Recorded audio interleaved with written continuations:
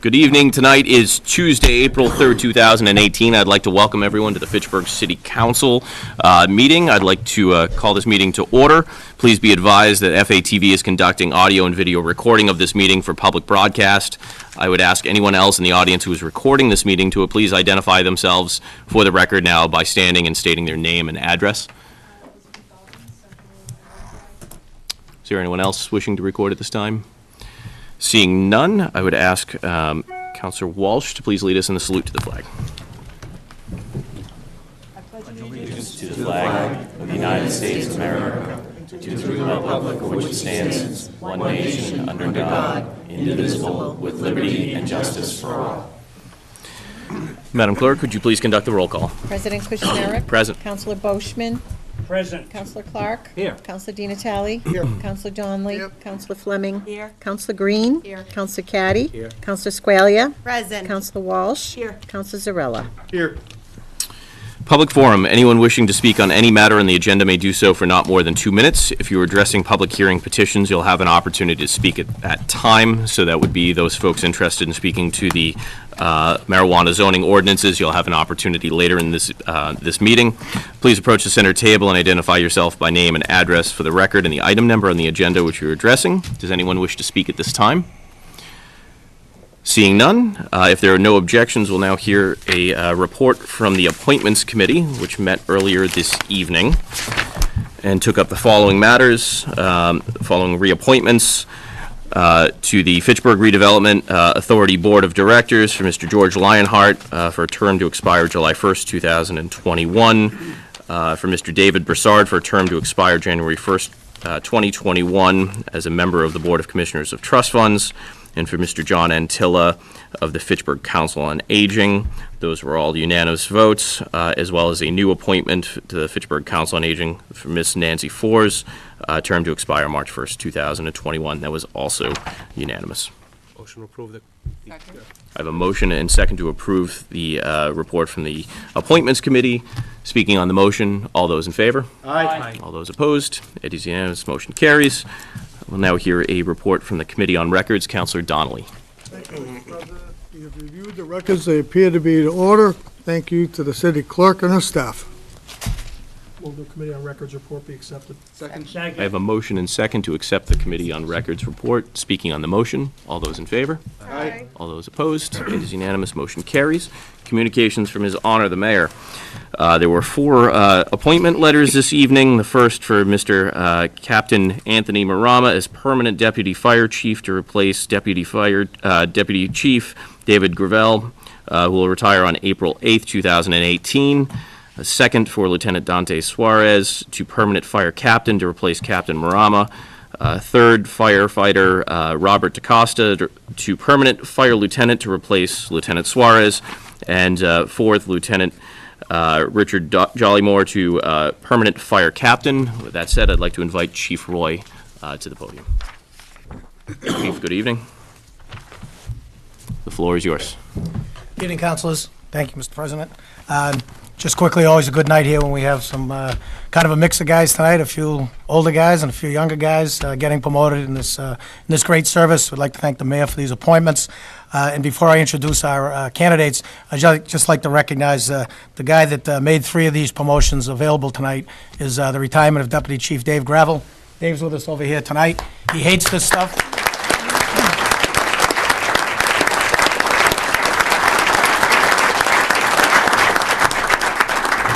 Dave goes to great lengths not to get anybody to recognize anything he's done, but he's been with us 30 years. As a lieutenant in Clegon, not only did a great job as a company officer, he did renovations and oversaw renovations of that whole building up there that's over 125 years old. And for the last few years, in addition to his job as shift commander of Group 4, he also has been in charge of our maintenance of our facilities, which I know the councilors know. There isn't a week goes by that we don't have comments from the public coming to our facility that don't talk about how nice our facilities are and how well kept they are by our firefighters. But in particular, Dave did a great job in that capacity. So I want to thank him for 30 years of service. Our first appointment tonight, City Clerk, we're going to do them individually just to make it more efficient. The first promotion is Captain Anthony Marama. Anthony, as most of you know, has come up the ranks fairly fast. He joined the department in 2010. The last few years, he's been the captain on Group 4. He did a great job running our EMS division, and recently he's run our tech rescue and our fitness gyms, being responsible for those duties. And he topped the highest on the deputy chief's exam, and he'll make a great deputy chief for us. Anthony?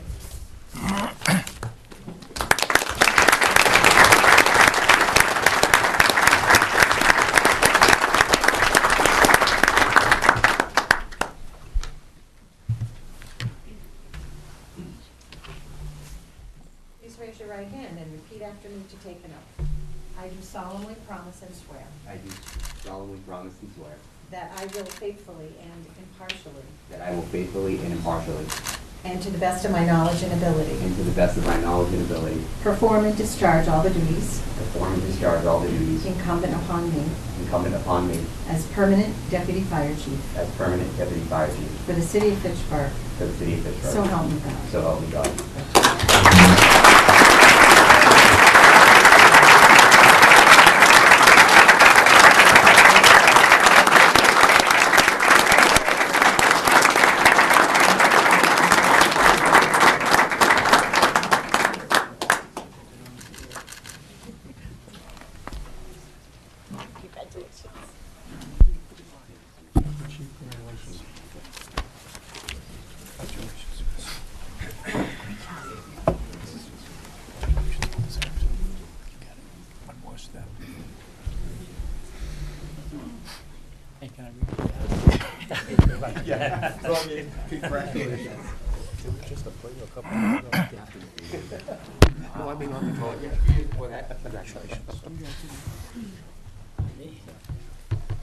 Chief, this might be a sensitive subject, but is Deputy Chief Marama the youngest deputy chief in the department's history? He may be since the 70s. Okay. There was some younger guys back in the 70s, Jim Beliveau, Ron Fleckner, Danny Donahue, but he's pretty close. All right. Yeah, he's close.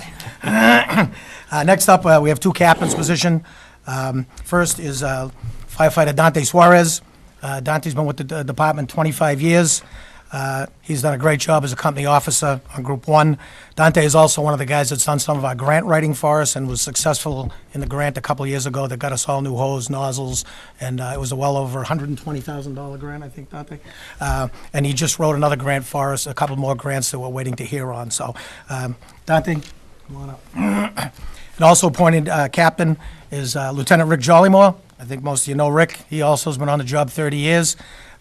Rick has been acting in the position as our communication director for the last few years, waiting for the exam, and he scored well in the exam, and so it's he's in the position that he's going to be staying in. So Rick runs our Facebook page, which I know many of you read. He does all our communications, fire alarm boxes, and he does a number of other things within the department. He's pretty talented. So, Rick? Please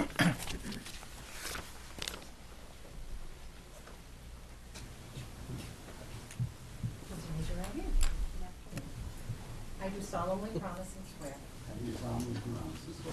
that I will faithfully and impartially, I will faithfully and impartially, and to the best of my knowledge and ability, to the best of my knowledge and ability, perform and discharge all the duties perform and discharge all the duties incumbent upon me incumbent upon me as permanent fire captain as permanent fire captain for for the city of Fitchburg. the city of Fitchburg. So help me God. So help me God.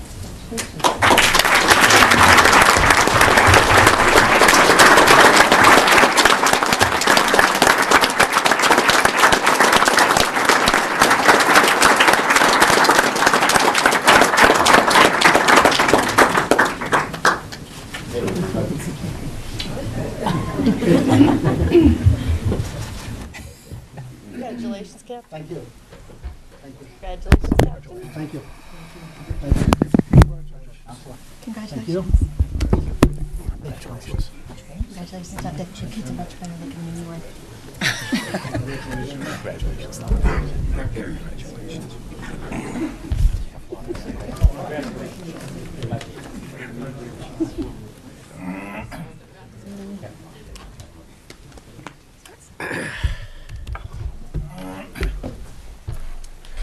And last, but certainly not least, filling the lieutenant's position is firefighter Rob DaCosta. Rob's been with us for 6 years. However, he had 5 years as a firefighter in Maynard. He's done a lot of work in the training at the Fire Academy, and he's been on Group 3 the last few years, in particular up on Engine 2. And Rob, again, was a transfer from Maynard, but he lives here in Fitchburg and has a house in Fitchburg, and he's been a great asset for our department. Rob?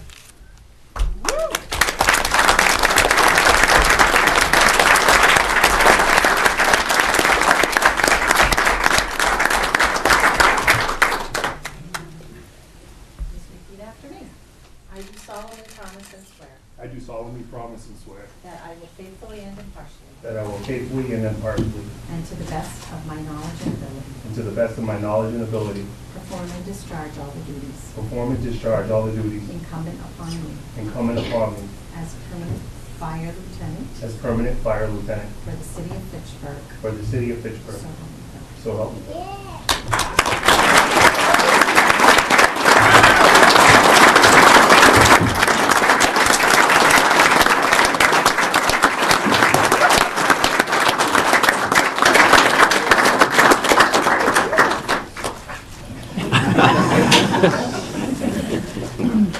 Do we have any EMTs in the place?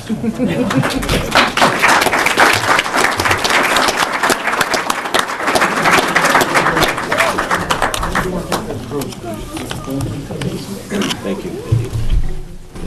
Again. So at this time, I'd like to invite all families, this is an important moment. Take the time, get the photos. We'll resume our meeting after you've had that opportunity.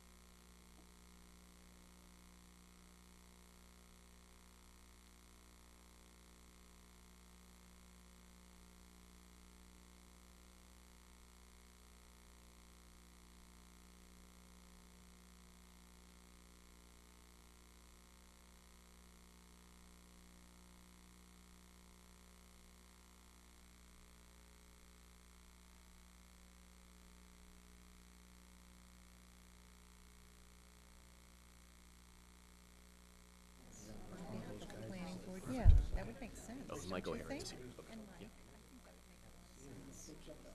Counselors all set? Waiting for you, Councilman. Very, very courteous of you. I appreciate that, Counselor Bosch. Thank you, Mr. Solicitor. All right, next on the agenda, we have other communications. We have a statement from Pension Reserves Investment Management Board that'll be placed on file at the city clerk's office.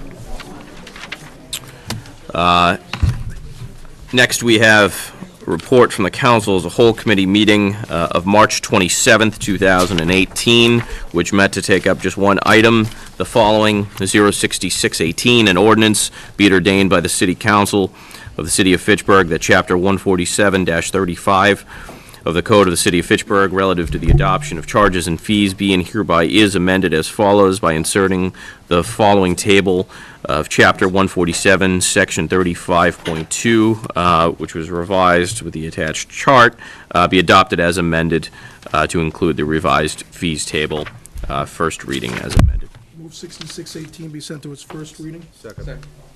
Was that to also accept the committee's report? Yes. Okay. To accept the council whole committee report and send to its first reading of a motion and second. Speaking on the motion, all those in favor? Aye. All those opposed? It is unanimous. Motion carries.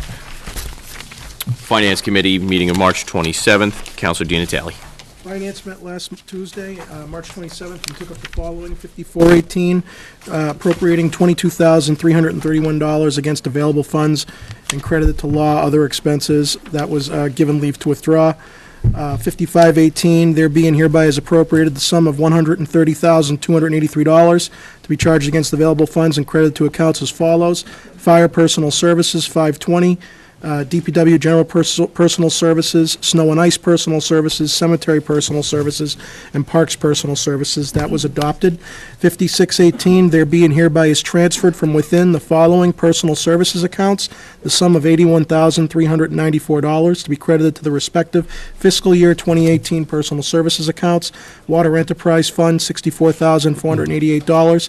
Wastewater Enterprise Fund, $16,906. That was adopted.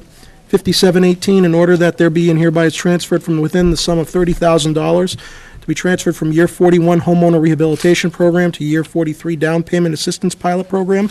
That was adopted 4-1. 5818, order that the city of Fitchburg approves the expenditure of funds from the Stanton Foundation grant in the approximate amount of $201,015 for the purpose of said grant, which is to construct a municipal dog park at Coolidge Park. That was adopted. And 5918, order that the city of Fitchburg approves the expenditure of funds from the Friends of Fitchburg Dogs gift in the approximate amount of $22,335 for the purpose of said gift, which is to construct a municipal dog park at Coolidge Park. That was adopted. Councilor Bosch. I'd like to pull 057-18. Second. So I have a motion and second to approve the Finance Committee report excluding 05718. Speaking to the motion, all those in favor? Aye. All those opposed? It is unanimous. Motion carries. 05017. 05718 be accepted. I have a motion and second to accept 05718. Speaking on the motion, Councilor Boschman. On the motion, Mr. President, the reason why I asked to pull that, just the other day in the local newspaper, the Senate approves $1.8 billion in affordable housing package. So I don't understand why we have to take $30,000 from fiscal year 41 to apply to fiscal year 44 for a down payment when the $1.8 billion package is going to be given to cities and towns to help first-time home buyers, rehab homes, and everything else put out by Governor Baker and the senators. So I think we're doing it. Now, I talked to Tom, and I want to explain something to the council. As we talked, and I tried to explain to him the same thing. In my ward, Ward 2, I had 6 families leave, 6. They made an average income between $80,000 to $100,000 a year. They didn't leave because of Unitil. They didn't leave because of the roads the way they are, or the water prices or anything else. like I tried to explain to Tom, there's a stigma in Fitchburg that's hanging over our heads. And I believe that if we improve, and I know a lot of people are going to get upset, education is the number one reason why they left. And that's the reason why they left our city to go to Lunenburg, Sterling, Pepperell, and those communities. That's what they told me. It wasn't because of the roads, it wasn't because of the taxes, it was nothing else but education. They didn't like it. I have two kids that I had to fight with. They asked them to stay in Fitchburg, and they didn't, and I told Tom this, that they didn't want to stay in Fitchburg because they felt like they wanted a better education. They want their kids to be able to score the three-point shot. Now, I don't believe in 30,000. I know it's peanuts when you're talking about thousands of dollars, but we can use this money somewhere else. We got $1.8 billion that the state is going to give us, not us, the city of Pittsburgh, throughout the Commonwealth, to do exactly what he's trying to do. So why should we take $30,000 when we can use it somewhere else? That's how I feel. Thank you. Counselor Di Natale. You know, I don't know why some in this room find the need to just trash this city every opportunity they can. You know, is it relevant to say to the public that 6 people out of 42,000 or 6 families out of 42,000 people left because this city stinks? Do we have to highlight that? Should we highlight every week the number of people who move into this city? I'm really tired of the negativity about this city and its stigma. All right? I built a home here 4 years ago with my own money. I didn't want to not come here. And I was raised in the public school system since 6th grade. And I got a phenomenal education. This does not help us. Are there people who aren't happy about stuff going on in the city? Of course. Why do we have to exacerbate it? What does that serve? Other than the usual malcontents out there that don't like Fitchburg and never will like Fitchburg. So maybe from now on we should do a little piece every week on people who moved here, because we like to highlight people who leave here. This is a federal program.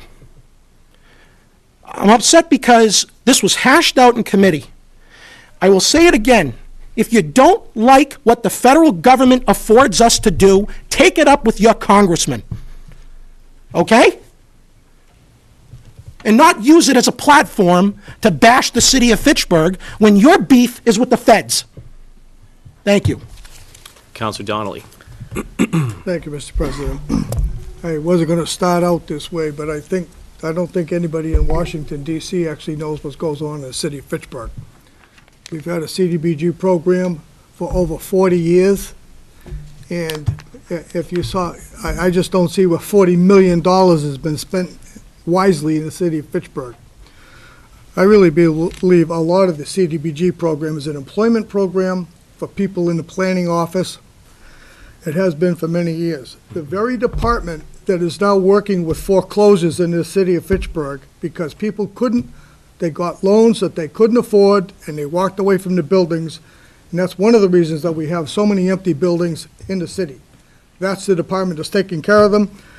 I don't understand why you're going to give people money that can't afford a house, and didn't save or couldn't save a down payment, to move into a house that they can't afford.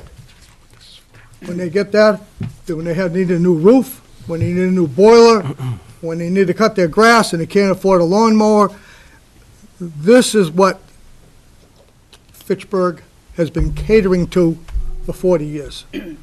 We're not catering to the middle class, and we're not catering to the rich. Those are the people that pay the bills.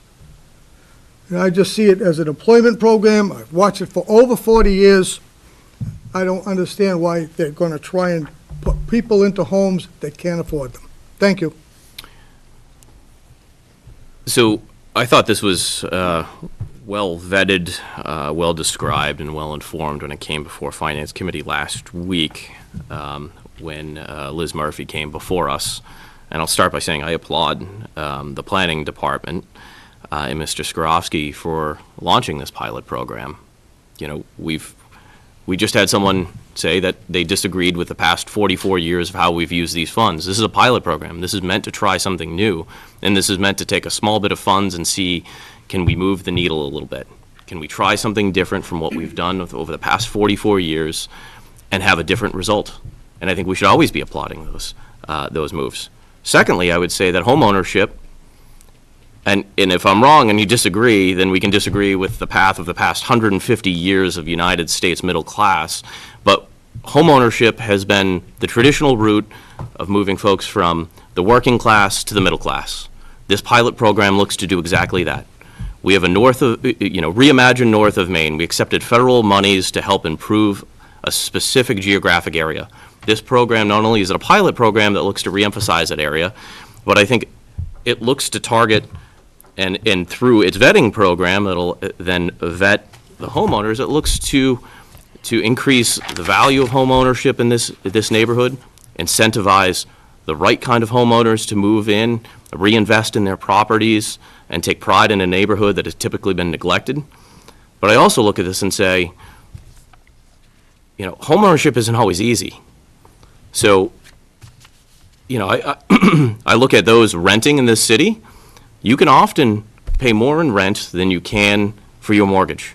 And if you doubt that, I'll say that I was one of those folks just 3 or 4 years ago, paying 20% more to rent than I am today, owning a 4-bedroom house on Blossom Street. So for me, homeownership provided that opportunity to actually get ahead and actually save money. But not everyone has that opportunity to sit there and save for 5 or 6 years to be able to buy a home. This program would have had me, living and owning a home 2 or 3 years earlier, because it was a struggle for me to be able to, to get all of the necessary, the 5% down, the closing costs. And I know if that was a struggle for me, it's a struggle for hundreds or thousands of others throughout this city looking to move from renting a home to owning a home. So I applaud this program. I think it checks every box that we should be. It's a pilot program. We should be examining it closely. And if in the months or years ahead we deem it's not working, then back to the drawing board. But Mr. Skorowski, I thank you and I commend you and your department for putting this before us. Councilor Squalia.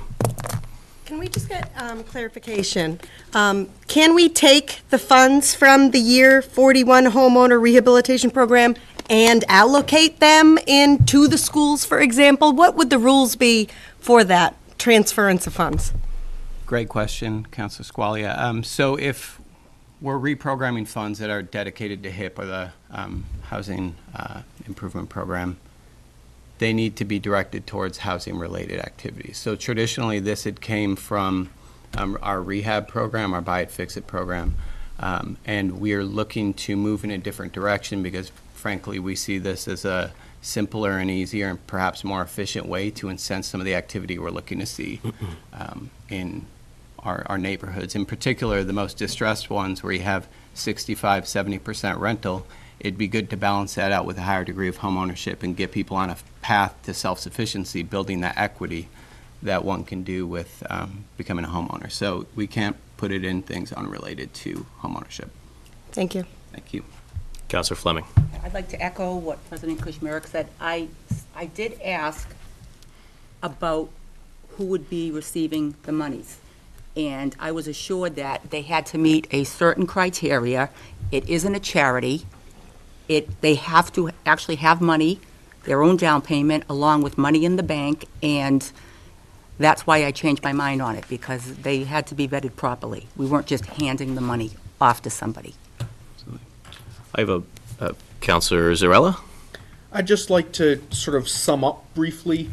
We can't, this isn't free cash that we can allocate anywhere we want. It has to be applied to housing, and this is sort of the current program that we're looking to investigate in housing. It is a small amount of money for a pilot program, so if we decide that anyone's fears have come true a year or two from now, we can move the money somewhere else then. And I can also echo what President Kushmerek said, that sometimes you can be in a position where you can afford to own a home, but you can't afford to buy a home, especially depending on support network and whatnot. It's a lot easier to get someone to help you to buy a lawnmower when you need to do your lawn than to get someone to give you down payment money. So I think this is a good program, and I think that if I'm proven wrong, we can vote it down next year. And Counselor, could I make one last comment in reference to some of these? So for those of you that don't know me, I'm Tom Skrowski. I'm the Executive Director of what some folks apparently call the Fitchburg Employment Office, what I'd like to call the Community Development and Planning Department. So nice to see you all today. Just want to make a few comments about Counselor Donnelly's statement there. And I think it's also a good plug to mention our Community Development Day Fair that's happening tomorrow from 4:30 to 6 at the Fitchburg Public Library's Garden Room. So if you think that our office is an employment office and we don't produce anything good for the city, you should go look at some of the things we produce on a yearly basis. Just as an example, last year we got an allocation of about $890,000 and we leveraged that into over $8.9 million of outside funding. So we are consistently bringing money and development into the city. If you feel otherwise, I would, talk to our designers of the Twin City Rail Trail, a $15 million project in partnership with the federal and state government that we've been supporting through CDBG. I'd talk with folks from YMCA's Spartacus program, how they're changing kids' lives every day. I'd talk with the police chief about the drug suppression work that we're supporting through our CDBG program, or any number of programs that we support on a yearly basis. So I would just say, if you haven't seen the change that we've done in the past 44 years, you should probably check your prescription because you need to look a little bit harder. So that's all. Thank you. Counselor Boishman. Tom, don't leave, please. Tom, question, CBG funds, right? So the CBG funds has to be used in the CBG areas.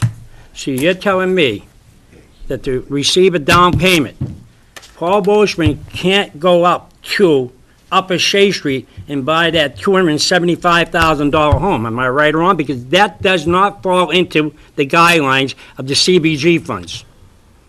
I don't believe that's the case here. I'm be interested. I was always told the CBG funds had to be targeted to the area that it was meant for. That's what I was told on CBG funds. So this is distinct from the CDBG funds, however. So this is sort of a separate pot of money. But let's say for the sake of simplicity, let's just assume that it will stay within that area, although I believe it's citywide. Well, the reason why I asked you that, Tom, before I became a counselor, I applied for the CBG funds for one of my properties, before I became a counselor. And I fell out of the criteria because it went to this street, and I lived 2 houses up for that street, and I couldn't get the funds because they told me it fell out of the guidelines of the CBG funds. I wasn't around then, so I don't really. Well, whether you were around then or you're around now, the rules are the rules. Counselor Boishman, I believe Mr. Skrowski has answered the question, which is to the best of his knowledge and Well, ability. he didn't answer the question, Counselor, because if they told me a couple of years ago, it stopped right here, how can he say it's different if the rules are the rules? Counselor Boishman, he can't speak to what his predecessor said, but he's answered the question to the best of his ability.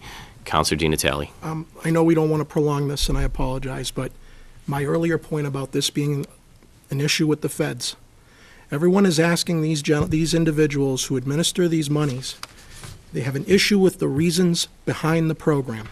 I am not here to debate the merits of home ownership or home rehab.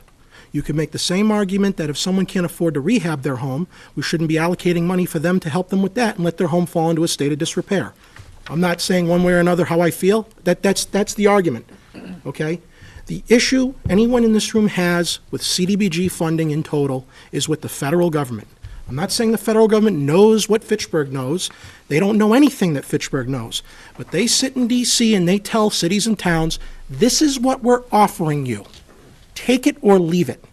And again, if you don't like it, because we do this every year, and that's why I'm frustrated right now, we're going after the CDB, the Community Development Director, over things he doesn't have any control over.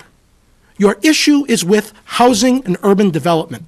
Call them up and say, stop allowing cities and towns to allocate funds for these purposes. And stop wasting time here, because nothing you say here is going to make the feds in D.C. change their mind right now. Thank you. I have a motion and second on the floor to accept 05718. All those in favor? Aye. All those opposed? 2 in opposition. The motion carries. Thank you. Next on the agenda, we have the Planning Board meeting of March 15th, 2018. They took up the items 03118 and 05018. Councilors, I'll be requesting a motion to accept any action vote, and discussion and public comment will all occur during the public hearings.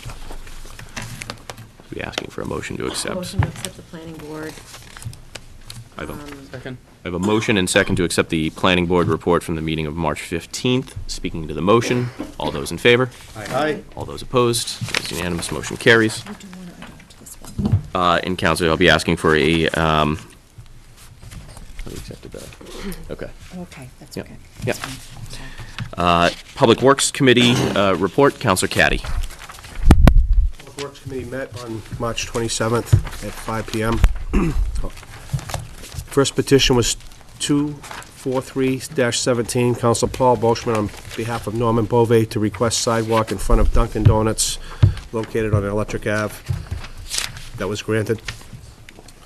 30017, Council Marcus Di Natale, Council Paul Boschman and Lisa Herbert to install a berm at 47 Elmwood Avenue was given leave to withdraw. 3818, Council Paul Boschman and City Solicitor Vincent Pusatari petitions the council to ensure that the property located at 150 LaGrove Street be provided access via public ways. The city will be required to cause a survey, obtain an appraisal, and perform a taking by eminent domain in order to correct the problem. That was held. 040-18, Council Marcus Di Natale and Miriam Ruz Gonzalez to install new fencing on Boylston Street Playground, being left to withdraw. 4118, Council Mike Kushmerek and Sharon Bernard to repair the handicapped accessible ramp located at the crosswalk immediately in front of the library. The ramp and adjoining curb are uneven, causing pooling and hazardous ice buildup. That was granted. 04818, Council Elizabeth Walsh, Marcus Di Natale, along with resident Mary Fritz, to erect Jersey barriers at the corner of 400 Rollstone Road, intersection of Rollstone and Brittany Lane, to mitigate frequent motor vehicle accidents occurring on this resident's property. Existing boulders placed there previously are not effective mitigating encroachment. This was held so that the superintendent of streets could meet with the homeowner and discuss this. 04918, Evan Corrigan to request that a section of Water Street be repaved. This was granted. Commissioner Laxo told me that this was already on the slate to be done anyway, so we granted it. 0718, Councilor Marcus Di Natale and resident Laura Lee McClure to repave a portion of Ringe Road just after McKay School. This stretch of roadway is critical pathway for parents, facility, and university students to and from both McKay and University. That was granted. 07118, Council Elizabeth Walsh and John Carboni to address drainage problem at 33 Damon Road that is creating a road hazard was granted. 07218, Council Elizabeth Walsh and Sam Aringai to address drainage problem at 96 Lancaster Ave. Each time it rains, water runs through the driveway and results in standing water in his garage. This was given leave to withdraw. And last, 07318, Council Elizabeth Walsh to address drainage problem at 264 Battelle Street. Install a berm along each side of Battelle Street from Harvard Street to St. Bird Street and pave the sidewalk. It was amended to read, Council Elizabeth Walsh to address drainage problem at 264 Battelle Street, install a berm along the east side of Battelle Street in front of 264 Battelle Street and repave the sidewalk, and grant as amended. Motion to accept the report. Second. I have a motion and second to accept the Public Works Committee report. Speaking to the motion, all those in favor? Aye. All those opposed? It is unanimous, motion carries. Public hearings. Councilors, if there are no objections, because we know 03118 is going to be a long discussion, or I anticipate so, I'd like to ask our folks from Light Tower Fiber Optics and Comcast to go first, just to keep them from waiting. That said, we'll start with 7418, Light Tower Fiber Networks, to place and maintain approximately 700 feet of underground microconduit from telephone pole 5542 on River, I believe that's supposed to be River Street, River Road, to 22 Kimball Place, in accordance with the attached plan. Now declare the hearing open. I'd like to ask folks from Light Tower to join us if they're here. Good evening, Council. Good evening. Steve Gressimano, Light Tower Fiber Networks, Boxborough, Massachusetts. Yeah, we're looking to install 500 to 700 feet of micro conduit from telephone pole 5542 River Street to Kimball Place. It's a Mosquito Squad. We're a high-speed internet provider, and I walked it out with the DPW about a month ago and got their blessing. So, Councilor Caddy. I spoke with the city's engineer, Gary Bevilacqua, today about the plan, and Gary said it was a good plan. It wasn't, they were not going to tear up River Street, that they were going to go off the side of the sidewalk. And Gary said to me he thought it was something we should vote on. Councilor Boishman. Now, my question, do we own the land behind the sidewalk? Do we own the land behind the sidewalk? Sir, if you know the... yes, Yeah, I believe so. Yeah, it was surveyed. And now my other question to you, what you dig up, are you going to replace the flowers that you damaged and the other stuff? Did you damage anything? Yeah, absolutely. Okay, Yep. all right. Any further questions from councilors? Is there anyone here from the public who wishes to speak in favor of the petition? Is there anyone here who wishes to speak in opposition to the petition? If all have been heard, I declare the hearing closed. Motion to approve 7418. Second. Second. Should this be amended to read River Street? Should be amended to meet River Street. Would I be able to get a motion to? Motion to amend that River Road be changed to River Street. Second. And then vote on the amended petition.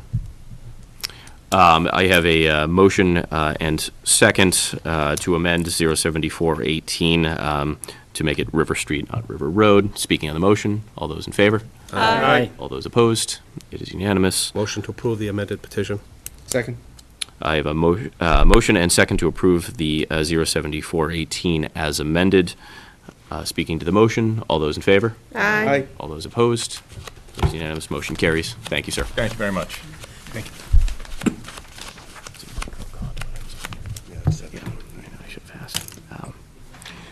Next, we have 07518, Comcast of Massachusetts 3, Inc., to request a hearing for a grant of location to install a new conduit system to provide service to 175 Old Princeton Road.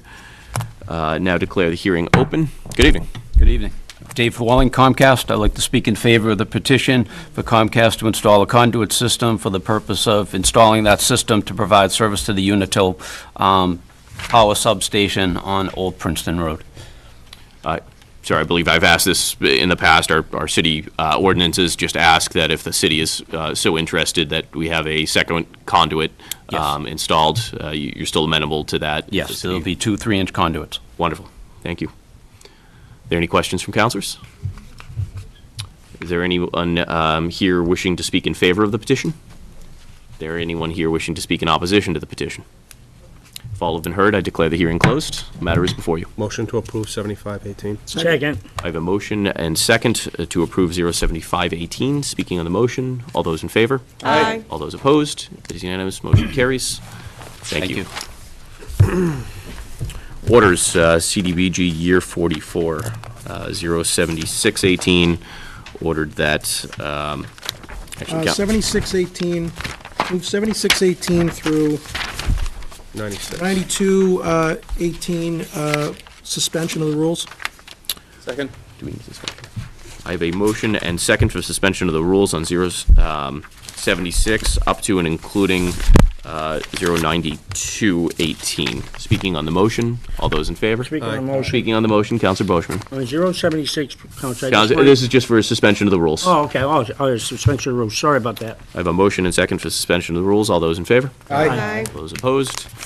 It is unanimous. Move The items are 7618 through 9218 be granted. Second. I have a motion and second to grant 076 up to and including 09218. Speaking on the motion, Counselor Boishman. 076, Mr. President, I want to make sure that it's understood that there are different parts of the town called Clegon in my ward 2A and 2B that need sidewalk repaired. I just want that on the record. It's If on. they fix it, please. It is on the record, Counselor. I have a motion and second. Speaking to the motion, all those in favor? Aye. All those opposed? It is unanimous. Motion carries. Move 9318 through 9618 be sent to finance. Second. The 9318 up to and including 98? 6. 96 up to and including 98. No, 96. I'm sorry, 93 up to and including 9618. Speaking on the motion, all those in favor? Aye. All those opposed? It is unanimous. Move 9718 and 9818 be sent to council as a whole. Second. I have a motion and second to send 97 and 9818 to a council as a whole committee meeting. That's on April 10th. On April 10th, immediately following finance. Speaking on the motion, all those in favor? Aye. All those opposed? It is unanimous. Ordinances. 3218 be sent to its third and final reading, enrolled, ordained, and advertised. Second. I have a motion and second to send 03218, an ordinance amending Chapter 56 of the City Code by adding a new Section 56-5, local marijuana sales tax rate as outlined in the enclosed ordinance to its final reading, enrolled, ordained, and advertised. Speaking on the motion, all those in favor? Aye. All those opposed? It is unanimous. 3318. 3318 be sent to its third and final reading, and ordained, enrolled, and advertised. Second. I have a motion and second to send 03318, an ordinance amending Chapter 56, the City Code entitled Alcoholic Beverages shall be amended by changing the title to Alcoholic Beverages and Marijuana as outlined in the enclosed ordinance to its third and final reading, enrolled, ordained, and advertised. Speaking on the motion, all those in favor? Aye. All those opposed? It is unanimous. 03418. That's 03418. Move that 03418, 3518, and 3618 be sent to the third and final reading. Would you like to include 37. all the way up to 06518? Absolutely. All right. So I will read these just for the sake of their final readings. So I have a motion and second to send 034 up to and including 06518 to their final reading, enrolled, ordained, and advertised. They are as follows. An ordinance amending Chapter 56 of the City Code by adding a new Section 56-3, marijuana retailers as outlined in the enclosed ordinance, amended to allow 40% of the number of liquor licenses. 03518, an ordinance amending Chapter 56 of the City Code by adding a new Section 56-4, social marijuana consumption as outlined in the enclosed ordinance. 3618, an ordinance amending amending Section 132-63 of the City Code by inserting the following paragraph defining the term marijuana after the definition of the word drug in the existing ordinance as outlined in the enclosed ordinance.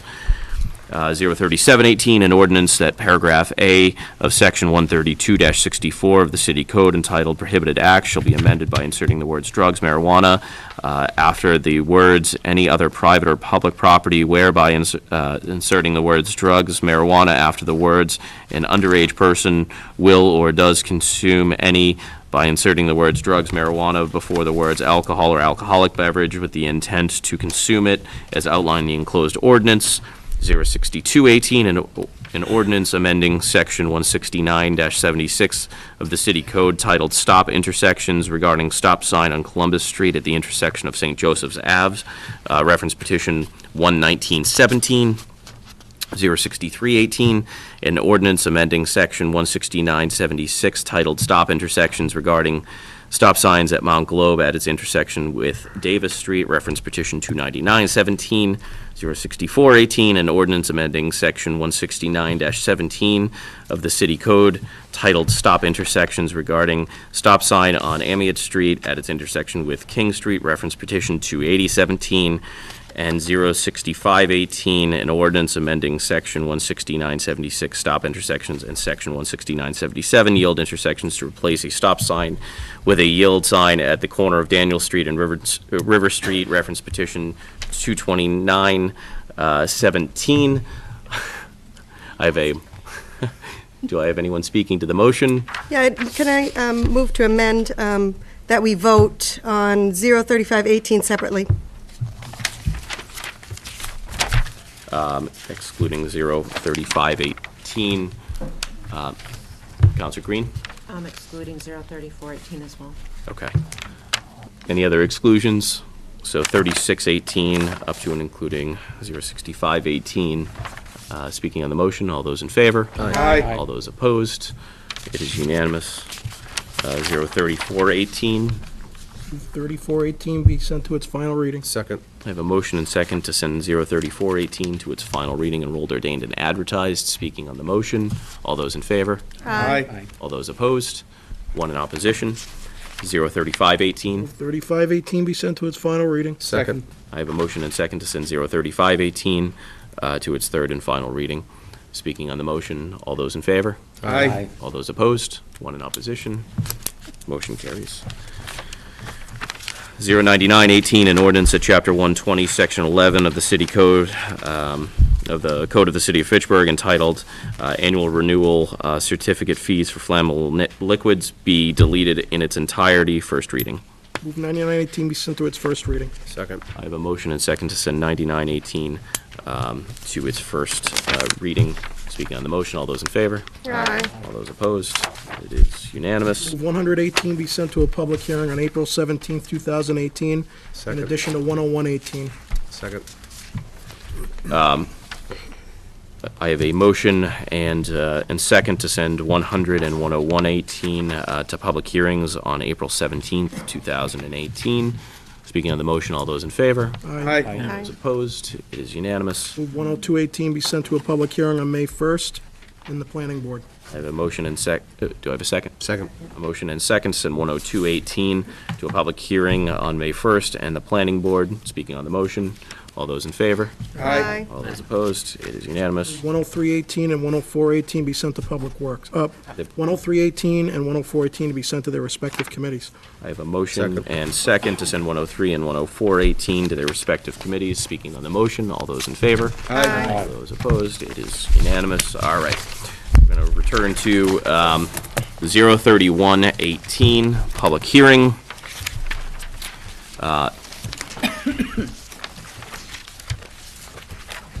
An ordinance, this is with 5 sections, to add a new section 181.65, marijuana establishments, to regulate non-medical marijuana as outlined in the enclosed ordinance.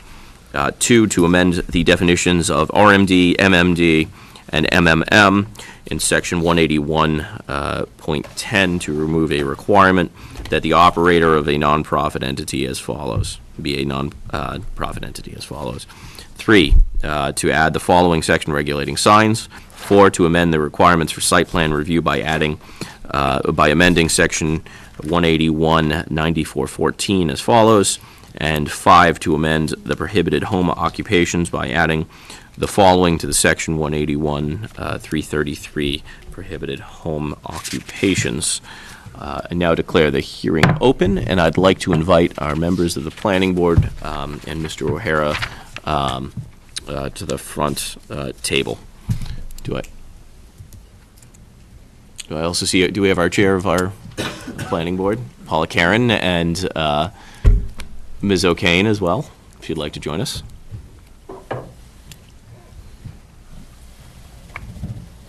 Good evening. Good evening, Council. Oh, and Mr. Hurley, if you'd like to join. I apologize, I didn't see you. Are there any other members of the planning board? I don't. All Wonderful. Would you like to begin with a preamble before we move into the public comments, or would you just like to be present for any questions from councilors? Can you just be present here, Fred, if you have any questions? Excellent.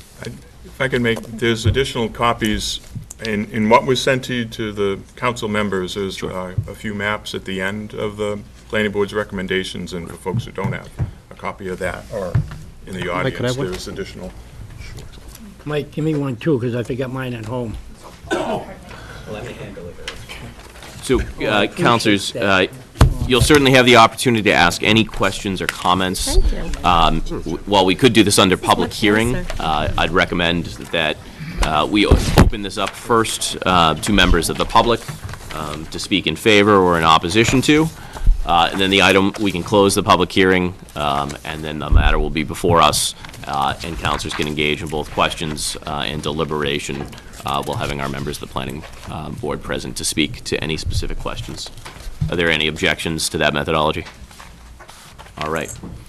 Seeing none, I'd ask if there's any members of the public present wishing to speak in favor of the petition.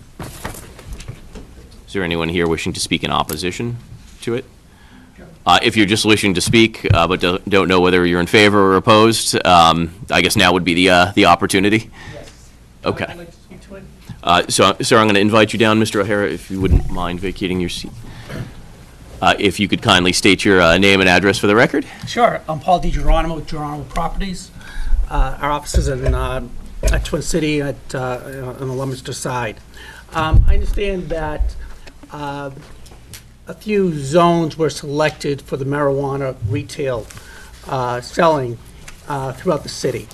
And one of those sections are from Route 2 down South Street, which is one of the gateways to the city of Fitchburg. And because I'm in retail, and because I understand, I think, consumer behavior, my understanding is that Fitchburg will be the first city to allow the marijuana retail establishments in the region. And what my concern is that the retailers will pick that area for a location, and we'll get clustering there. So, I don't know why I'm so nervous, but I think, because I've never spoke about marijuana in my life before. But what I'm concerned of, sorry? I said, raise your right hand. Yeah. Yeah. So anyway, I'm concerned there's going to be clustering up there. And what I'd like to add to the amendment, or to the thought, is that instead of having clustering in one section of the city, so let me back up.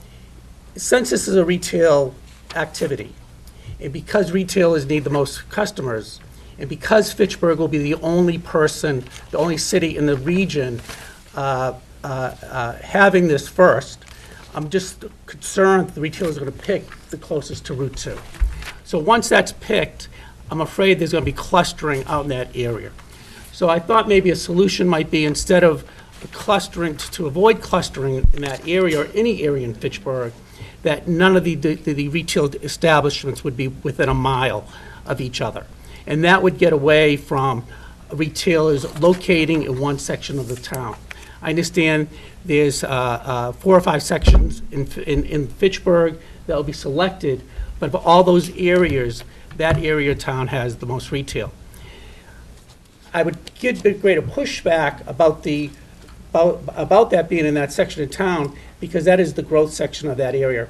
We're going to have a major investment going into Twin City shortly. We have more goals and objectives for that center.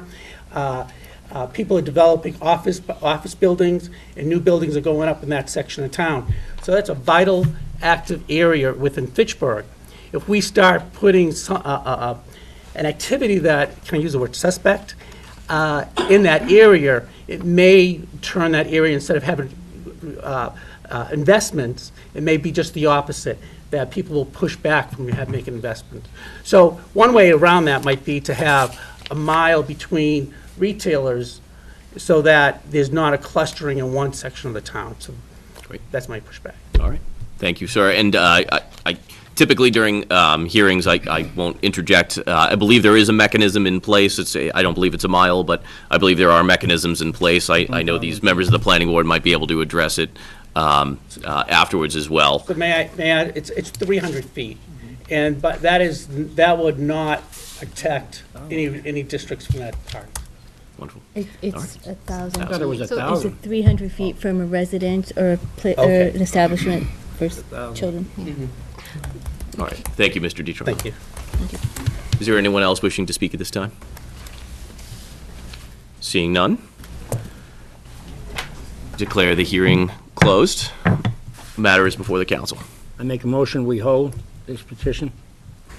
031-18.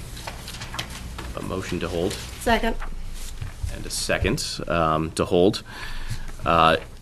Speaking to the motion, Councilor Squalia. I just want to have a clarification on what Mr. DiGeronimo said. Leominster and Gardner also voted in favor of recreational marijuana, which will mean that they will need to allow a minimum of 20% of their package store licenses for retail marijuana, which means Leominster is approximately the same as Fitchburg at about 20%, and that would be the minimum.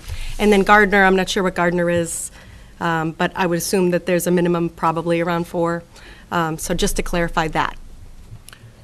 So there's a motion to hold on the floor, motion and second. My concern would be, this is our opportunity, or at least this would be our first opportunity, to discuss, to deliberate, to recommend amendments. If the council then feels it appropriate to hold at the end of the evening, at the end of deliberation, we could do so. But if we were to vote in the affirmative to hold, this meeting would essentially be over. So I just want to make sure that that's clear. Councilor Boishman, was that your The intent? reason why I recommend the whole, I really like to really sit back and talk to the planning board and get more facts before I really, I'm really responsible for the people of Fitchburg. This isn't, to me, this is very, very serious in what we're deciding here. And I'm not, I know how the people voted, but I want to get more data before I really make up my mind on this, and I'm asking that we hold it. If we want to vote it Tuesday night and next Tuesday, I got no problem. I'll be ready, more ready than what I am now. Councilor Giannatelli. I will just say that the planning board had these recommendations adopted 3 weeks ago. So we've had 3 weeks to digest, last several days to look over the ordinance. The very next day that the planning board made the recommendation, I was on the phone to a couple of them just to get clarifying questions answered. But they have in their memo exactly what they proposed. We have the ordinance, we've had it. They made their decision 3 weeks ago, 3 full weeks ago. So, not to sound as if I'm not sympathetic to those who need more time, I agree with the president that we need to discuss right here and now what we would like to do with their recommendations, and then assess afterwards if we want to move forward with those amendments, or no amendments, or hold. But I am not for holding it, because I've had ample time to digest this. I don't understand why another week would matter. Thank you. Councilor Zarella. You've all heard me speak of the need for a measured pace on this, but I think tonight is the night to debate it. We do have the planning board's recommendations. We have members of the planning board here to answer questions for us. And at this point, it may turn out that when we debate, we come to the conclusion that we're not ready to make a decision, but we can come to that conclusion once we've had the chance to discuss it. And I hope that that won't be the case, but I think everyone's come here to have this issue debated. We should at least air all the arguments on every side and go from there. I have a motion and second to hold. All those in favor of holding 03118, please raise your hand. To hold it? To hold. Yeah. One. All those opposed, please raise your hands. All right, that is 10 in the negative. 03118 is before you. Councilor Green. I just have a question while you're all in front of us. If I'm looking at the South Wayland Street map, coming down South Street, I want to just get familiar with landmarks along the way here. It looks like we're looking at property before Wanusanok Road.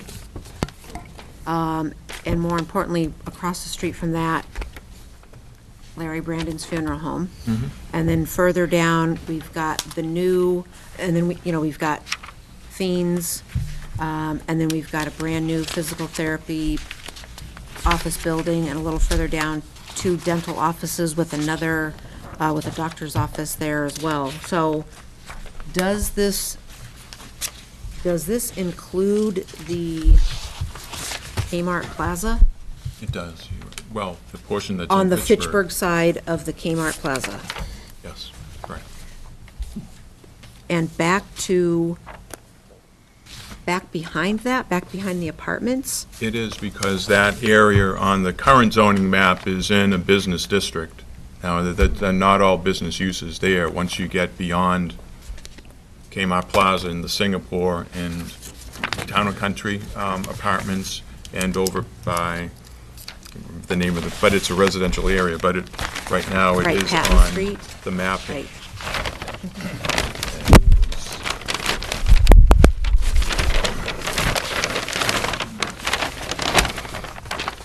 Over to Carriageway, that end, but that is all existing central business and commercial and automotive all the way down. So, and then to the north, it's neighborhood business.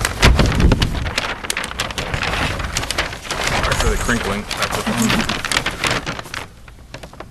right, all the way to, So it encompasses the central business district and the neighborhood business district that are presently zoned there. So it's not really looking at individual parcels. It's like, here's the business zones, which Okay. include these zones. But in the recommendation, that would be where a facility may be located in this zone that you have marked out. Yes. by special permit from these folks. Okay, in that already, kind of congested, you know what I mean? Praise the business owners who have been there, who have stuck it out, and the new business owners that are coming into that location. I personally wouldn't want to bring in a business that would be detrimental to what they're trying to do on South Street as a gateway corridor further into Ward 1. And you've presented 4 areas, but I know that there's actually been 8 locations approved or in the process of being approved, so, 5, actually. okay. Well, 40% would put us at 8. Oh, I'm sorry. Yes. I thought you meant Right, existing so locations, but Right, so if we're looking at the maps that you have laid out, are we to assume that there could be 2 marijuana businesses in each of these map zones? You've provided us with 4 maps for 4 different areas of town. And I just want to be clear that if we've allowed 8 or up to 8 medical or marijuana retailers, from these maps here, are you saying that 2 businesses could be placed in each of these zones? If there's a 1,000-foot span between the businesses and they can't be within 300 feet of residential or a school or a facility that has young children or children. Yeah, 0. Some zones might have none. Right. But to back up just a bit, there's currently 2 overlay districts for medical where there's a grow facility and a dispensary in each of those. The area off of Airport Road, Crawford Street, all the way to the Leominster line, and in the 231 Industrial Park in West Fitchburg. So there are 6. 1, 2, 3, This is 4 here. 4 facilities, medical, that are already been approved. Approved, yep. And we're assuming that they are also going to be interested in recreational. However, let's just to be clear, there's only 1 permitted for a dispensary in West Fitchburg presently in that zone, and 1 presently going through the permitting process on Crawford Street. So right now, it's 2, 1 in each Okay, present zone. of those present. Of those present zones, Okay. and this is proposed of adding, we went, at the public hearing, we heard the concern about maybe there should be some additional locations other than those 2 zones, and maybe have them, within the city in some different parts of the city to be able to serve other areas of the city and not just more on the regional side where it's like kind of at easier access to the highway. I mean, those will in itself generate, revenue by being able to take in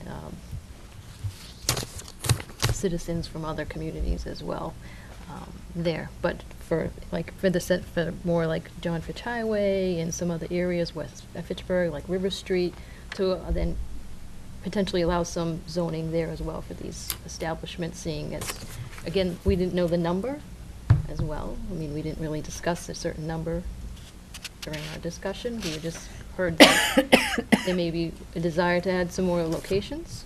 So maybe some won't have them and some will. But at least now it's making it available that there could be some additional locations for these establishments. Okay, Again, and we then- haven't vetted every parcel about where, something could really be located, but Okay. give some good thought to it. And then, just as a reference, Water Street, my ward here, can you be a little bit more specific on where exactly on Water Street this could be? Sure, Market Basket Plaza, Enterprise Rental just next door, and across the street where the former Pelletiers is, which is now the Domino's and the dollar store. Family Dollar. Yeah. Whichever, it's, That's- but thank you for the clarification. Other feedback we've heard is, again, visibility. It's important that these sites have good visibility and for public and patron safety as well, and security. Which is one thing that was brought One thing is what out by the police chief at the planning board hearing. Right, I mean, I will agree that if they're coming into town and they're allowable by right and/or special permit, that, yeah, we light it up and we make it visible so that it's not seedy business going on. You know what I mean? So I agree with that, but I just want to be clear that when we're identifying some of these areas, just the impact, the community impact. And I'm looking beyond just dollars. I'm looking at public safety and public health. So, thank you for putting the time into this. I appreciate that, but I want to be clear when I make my decisions what the impact looks like and what it means to the wards that I'm concerned about. Thank you. Move a division of the question by paragraph. By paragraph, yes. I have a motion. Do I have a? Second. Second. Looking to take each one of these questions separately, points 1 through 5. Is that correct, Counselor? Okay. Are counselors amenable to doing 5 separate votes on 03118, Which 5? subdividing it into the 5 that appear on your agenda? Oh, okay, yep. I have a motion, and do I have a second? Second. Second, to subdivide the vote procedurally into 5 votes, 1 through 5. All those in favor? Aye. All those opposed? It is unanimous. Counselor Caddy. So, what Mr. DiGeronimo said, I think it wasn't something I thought of. I think he's absolutely right that we're restricting the sale of recreational marijuana to some very small locations. In the back of the room, there's a businessman from West Fitchburg. He's been in West Fitchburg as a business owner for 20 years, and I believe he has an empty building. I've had another business owner from West Fitchburg contact me who has an empty building. So, in fact, been fighting a dual tax rate for the 15 years I've been on this council. We're getting it down, but it's still a dual tax rate.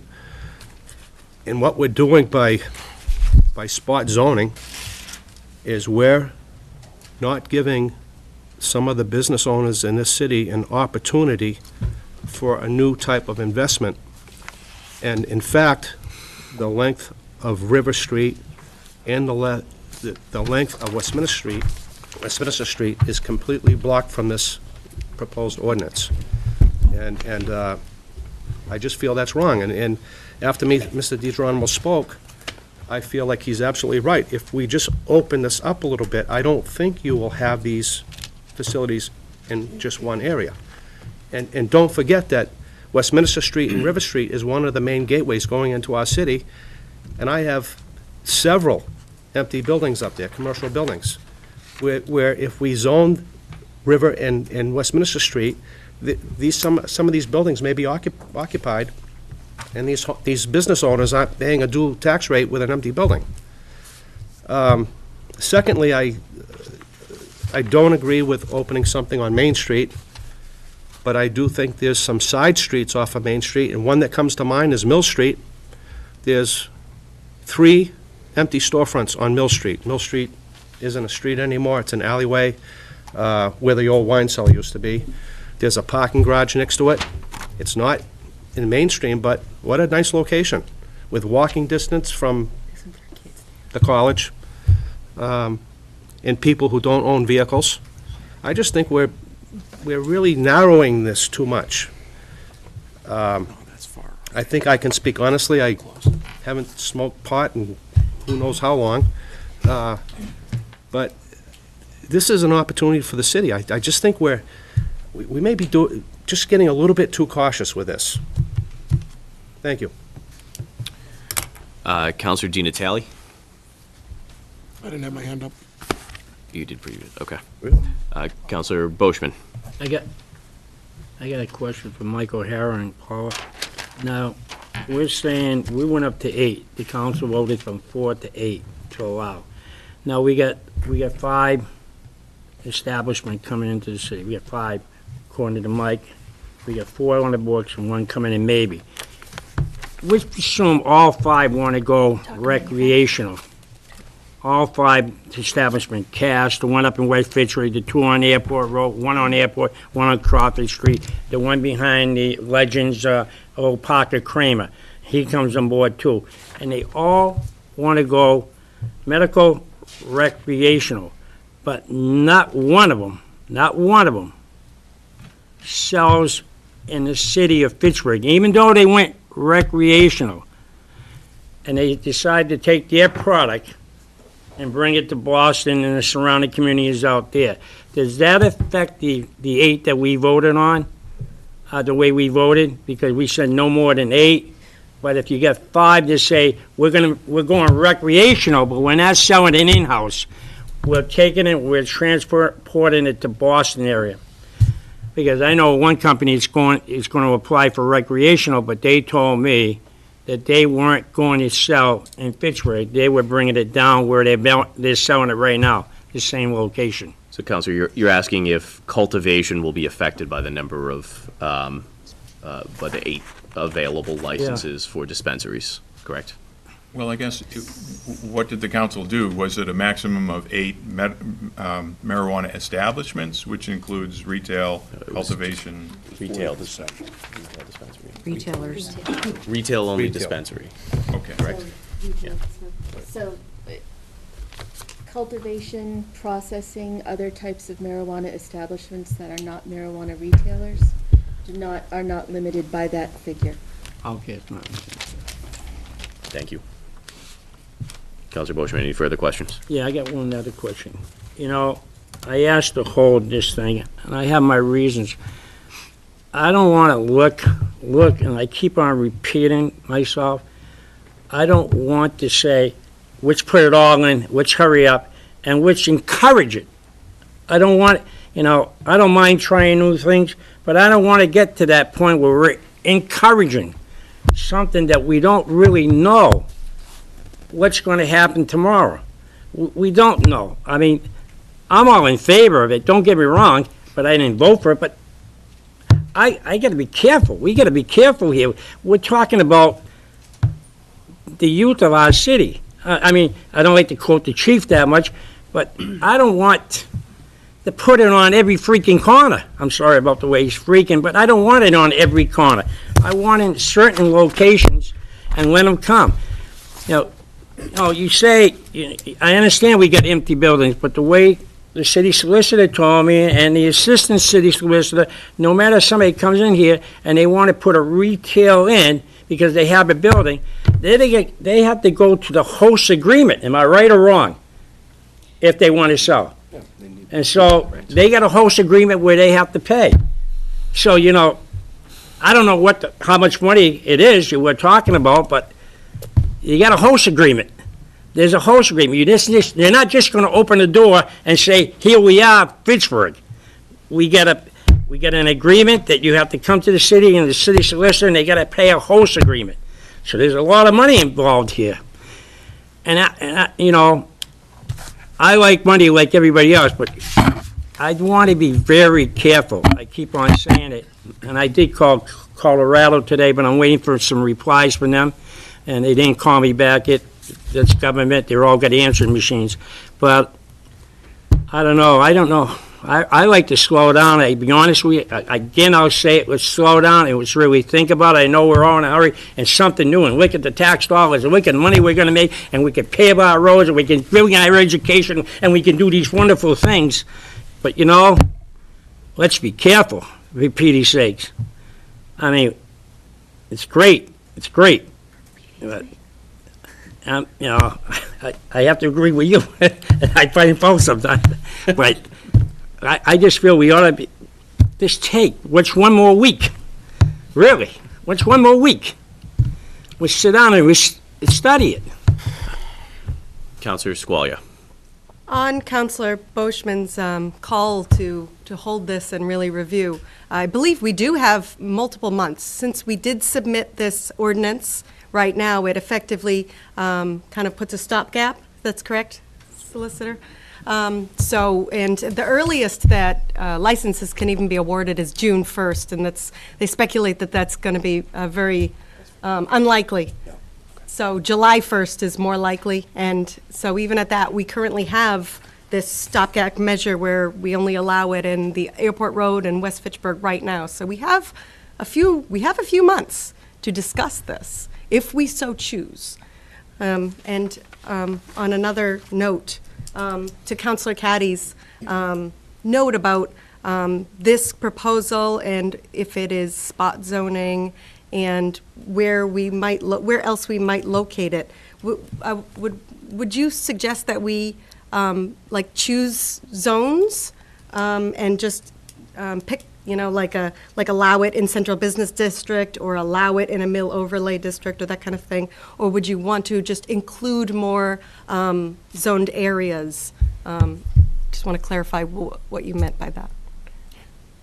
Councilor Squalia, before I then offer Councilor Caddy the opportunity to respond. Did you have any other further comment? Oh, that was it right now. Okay. Councilor Caddy.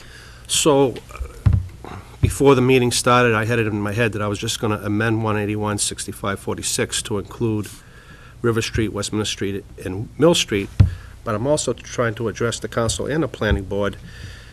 Think about the city, think about other areas, and again, after Mr. DiGeronimo spoke, I feel he's right. I think he's absolutely right. Whereas I think I'm right in my thinking that we're taking a business, in this case it's the marijuana business, but just think about business. We're taking an ordinance and we're basically zoning out people that have business locations in the city that are empty. And we do have a dual tax rate, and I just feel that's wrong. It's just wrong to do that.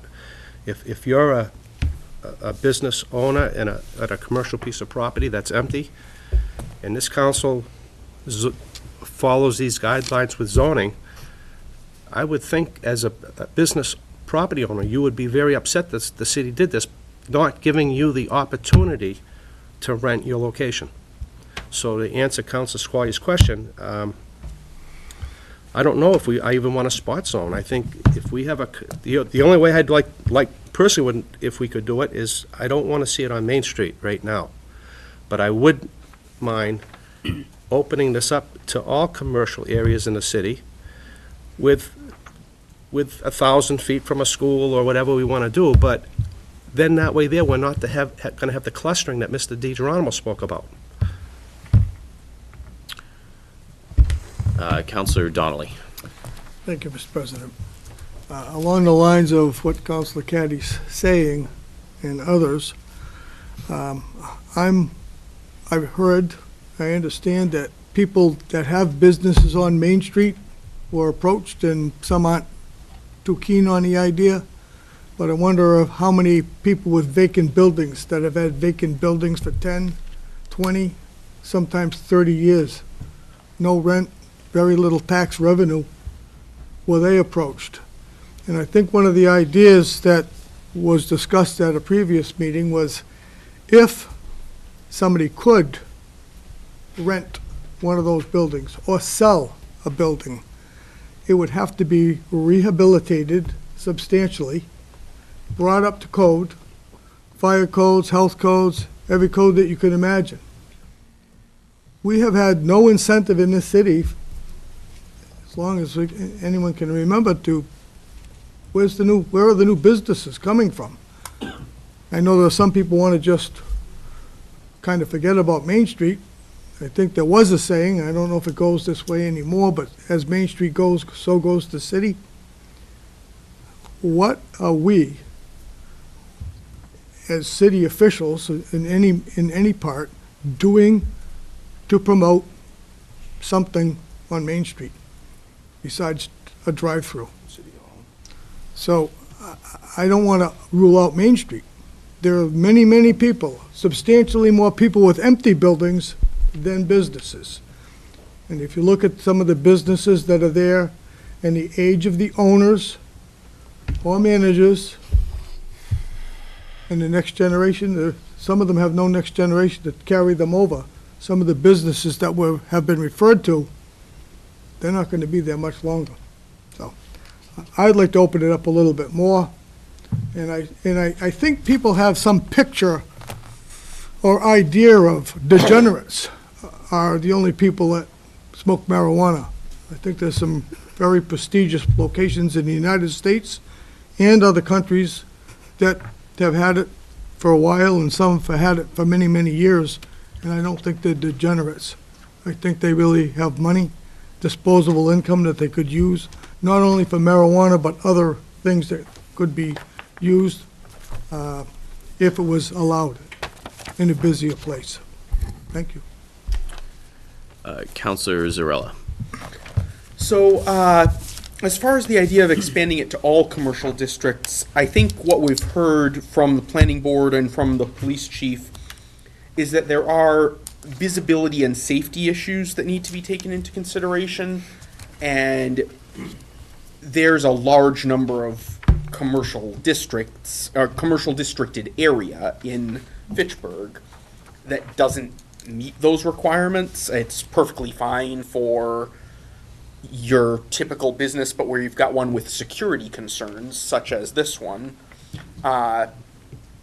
you've got areas that are just too dense, too few sight lines, so on and so forth. So I would be open to considering a broader distribution than what we have here, but I don't think that just making it coextensive with existing commercial zoning is an appropriate move at this time.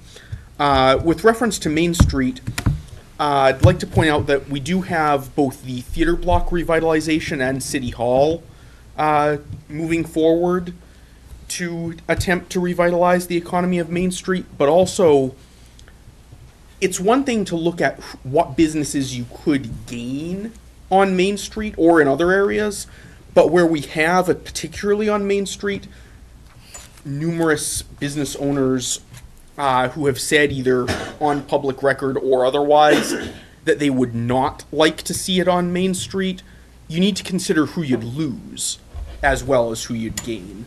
If you gain a few retail establishments but you lose long-standing business on Main Street, that doesn't sound like an advancement. Again, I am absolutely not opposed to letting these businesses come, letting them thrive in the city. They are legal now, and therefore I would like to see them thrive, and I would like to see them bring revenue to the city. But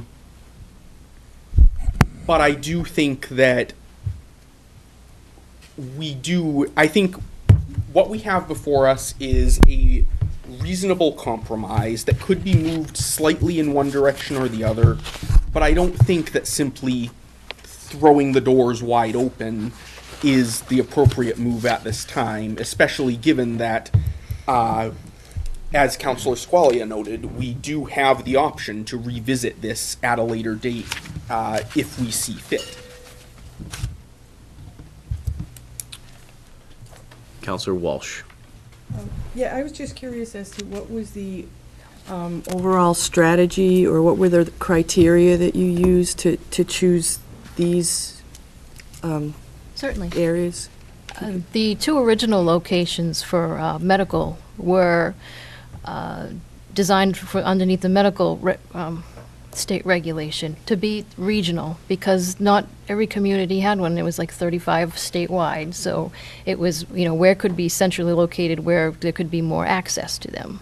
And that's why those locations along Crawford Street and in West Fitchburg were chosen.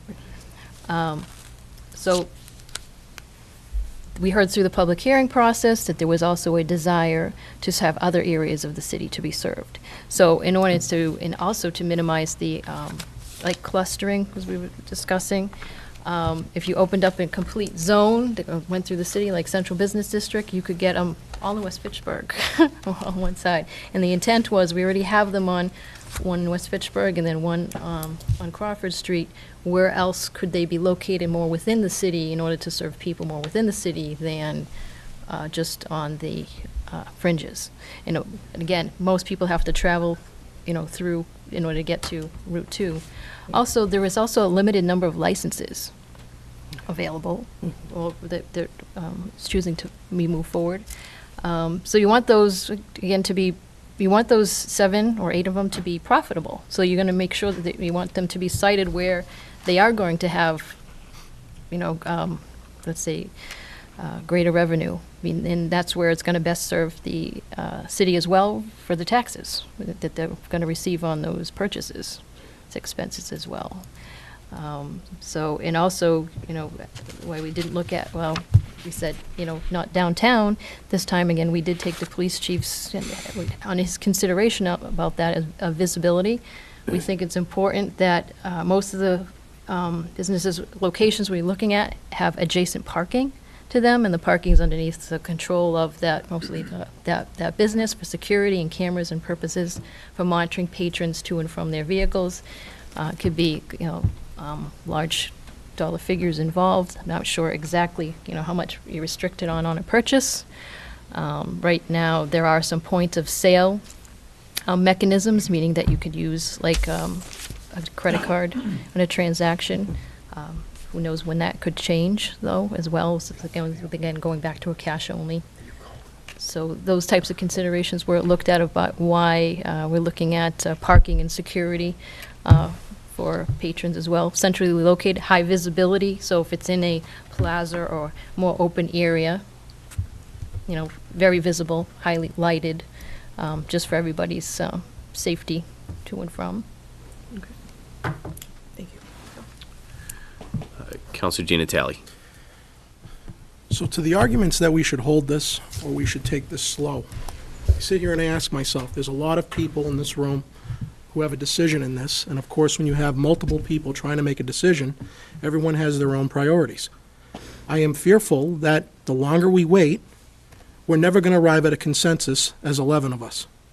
Everyone that spoke tonight has specific interests and needs that we would have to collaborate and condense, and you can't do that, obviously, outside of an open meeting. So I feel as if every single one of us, whether we have one meeting or 3 or 4, we may never arrive at a consensus as to what we want to see, because there's a lot of moving parts to this matter. So I looked at the planning board's recommendation as a blueprint for a starting point. I like the fact that they do they avoid pot clustering with the 1,000-foot buffer. I like the fact that they have a buffer zone between schools, libraries, where children congregate, and churches and stuff like that. I like the fact that it's not going to be allowed in any rural residential or residentially zoned district, which was really important to many constituents of mine, that it wasn't in those 2 zone districts. And I'm glad that they opened it up beyond just those 2 outskirts that we currently have for medical marijuana use. My only amendment that I was prepared to come in with today is open it up outside of Main Street, open it up to all commercially zoned and industrial zoned districts in this city, just like any other retail store. You still have the 1,000-foot anti-cluster buffer, and you've got the 300-foot buffer that we could amend more or less. But what's kind of contrary to me is a few weeks ago, there were councilors in this room who were pushing for a doubling of the minimum state-allowed licenses from 4 to 8. I was one of those. We were advocating to double it because we didn't want to lose the opportunity. And now we're trying to constrict where they can go in what I believe is too much constriction. When we start cherry-picking spots, I'm not saying that's what the planning board did, but I understand why they did it, but it's cherry-picking spots based on certain criteria that the rest of us in this room may not agree with. So when I saw the zone map, I said, why don't we just open this up to all commercial and industrial zone districts? Make it easy on all of us. Because where it's going to get complicated and too time-consuming is, well, we should allow it on Mill Street, but not over here. We should allow this swath of River Street, but not over... I mean, I'd like to keep this simple. And the way to mitigate concerns of public safety is through those buffer allotments. You still are going to have stores not within 1,000 feet of each other. You're still going to have stores that can't be near school children or school facilities or playgrounds or what have you. And every license that comes before the city has to go for a special permit before the planning board, which is a public meeting, where certain additional criteria have to be met for the permit. So the only amendment that I'd like to see in this whole package is just open it up to commercial industrial zones, outside, excluding Main Street, because I agree with the police chief and I agree with some other people who have stated the concern about the density there, but open it up to everywhere else. And it's not in residential and rural residentially zoned areas. Just make it simple in that case. We can only allow 8. There's already 2, 1 in the works, another one done, another one in the works, so there's 6. Or maybe even 5, because I think there was a third one. So there's 5 throughout all commercial and industrial districts in the city, in between 1,000 feet. My only concern was keeping it away from those spots that we mentioned, and that's in here, and keeping it off Main Street for the reasons given to us. I think the public safety component of it needs to be seriously considered. And I know there are some people who aren't going to like that. And I happen to think that, and maybe this is my ignorance on the whole subject, you know, I ask myself, if there's a store on South Street, if there's a store on River Street, we already have laws enacted that say you can't drink alcohol in an open container out in public, and you can't walk around smoking marijuana out in public. So I ask myself, what are these establishments going to do? Someone's going to drive to the place, buy a product, get into their car, and drive back home. So I'm not diminishing the public safety concern. My own personal opinion is I think it's being exacerbated, because it's just like a liquor store, or it's just like any retail outlet. You go in, get your product, and you leave. So I believe the planning board's recommendations satisfy a lot of my own preferences, with the exception of they've opened it up to certain sections.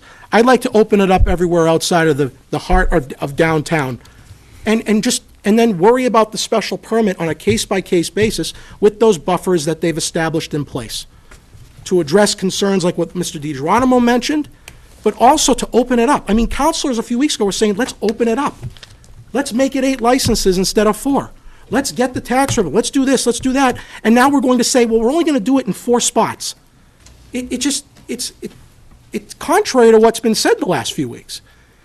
So that's how I feel about it. The only amendment I'd like to make is just all commercially zoned and industrial zone districts, and leave everything else they've recommended alone. Buffer zones, keep it out of rural residential and residential, keep it off of Main Street, and we can revisit Main Street down the road once the police department has assessed how it's been going and stuff. If we want to expand it, because that's another thing I've been hearing about, we have all the opportunity in the world to expand and change these laws. So it's not like if we don't allow it on Main Street right now, it's a done deal. That's not the case. But I put a great deal of importance in what the police have to say about this. They're more of experts than I am.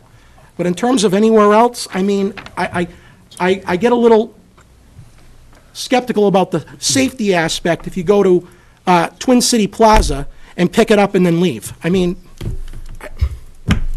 so I don't know how to approach this matter from a procedural or legislative point of view.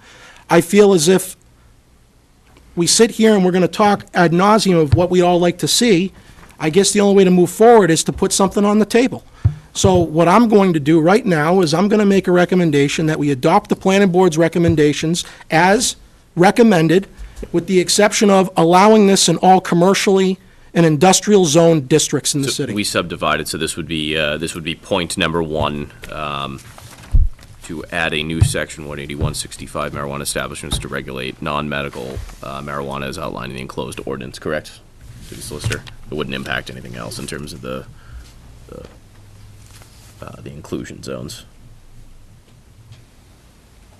I just want to make sure we're absolutely clear. Yeah, but Okay. he could, I guess he could make a motion on all points with an amendment to number 1. if he I would like to make a motion to adopt all 5 amendments and amend Amendment 1 to include all commercial and industrial zone districts and leave everything else as is by the planning board. You're That's looking the to only- exclude Main Street? Excluding their recommendation to the letter, other than opening it up to all commercial and industrial zone districts. That's my Question on the motion. motion? There's a motion on the floor. I'm looking to see if there's a second. Motion and second. I have a question on the motion. Counselor Caddy. Are you saying all commercial, industrial locations excluding Main Street? Yes. Yes. There's a motion and second on the floor. Speaking to the motion, Speaking to the Counselor motion. Scalia. I'd just like to clarify something and perhaps amend the motion. For 185.6544, it notes, it references the no more than 20% number, and I don't see that that has been revised. Does that need to be revised? I don't see specifically that that language was amended. So based on the motion, Assistant City Solicitor Tree has some suggestions. I had prepared a list of suggested language on the amendments based on the report and the procedure on the planning board. So the first one would be to an amendment to 181.6544, which would now read, as defined in General Laws, Chapter 94G, the number of MRs shall be limited to the amount specified by City Ordinance, Section 56-3, as the same may be amended from time to time. No special permit may be granted for an MR which results in a violation of this limit. I had an amendment based on the use of the marijuana overlay district. And if spots were to be added to that district, then the map needs to be amended.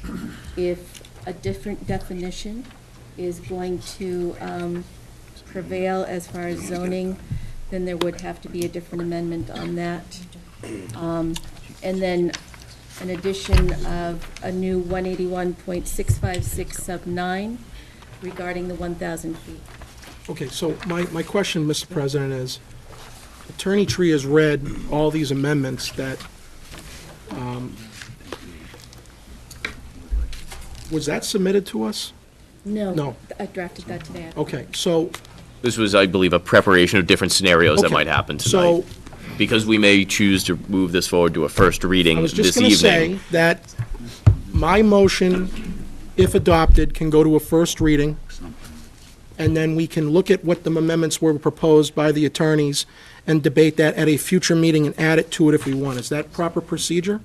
Because I'm not prepared to vote on those. I haven't seen those yet. She read them, but I haven't seen them. So I don't feel comfortable voting on those yet. So, Counselor, in that situation, we could vote on the amendment and everything else, hold off on the first reading, push the first reading out a meeting so that we get a clean set of text, everything, the ordinances as amended before us for a first reading and then subsequent second. By adding those amendments in as well? And then, Correct. or adding them later? adding them into this meeting here and then have the first reading vote, no? So adding what we just voted on with Assistant City Solicitor Tree's additional, because this would be the necessary language that would supplement or complement Councilor Di Natale's proposed amendment. Is that correct?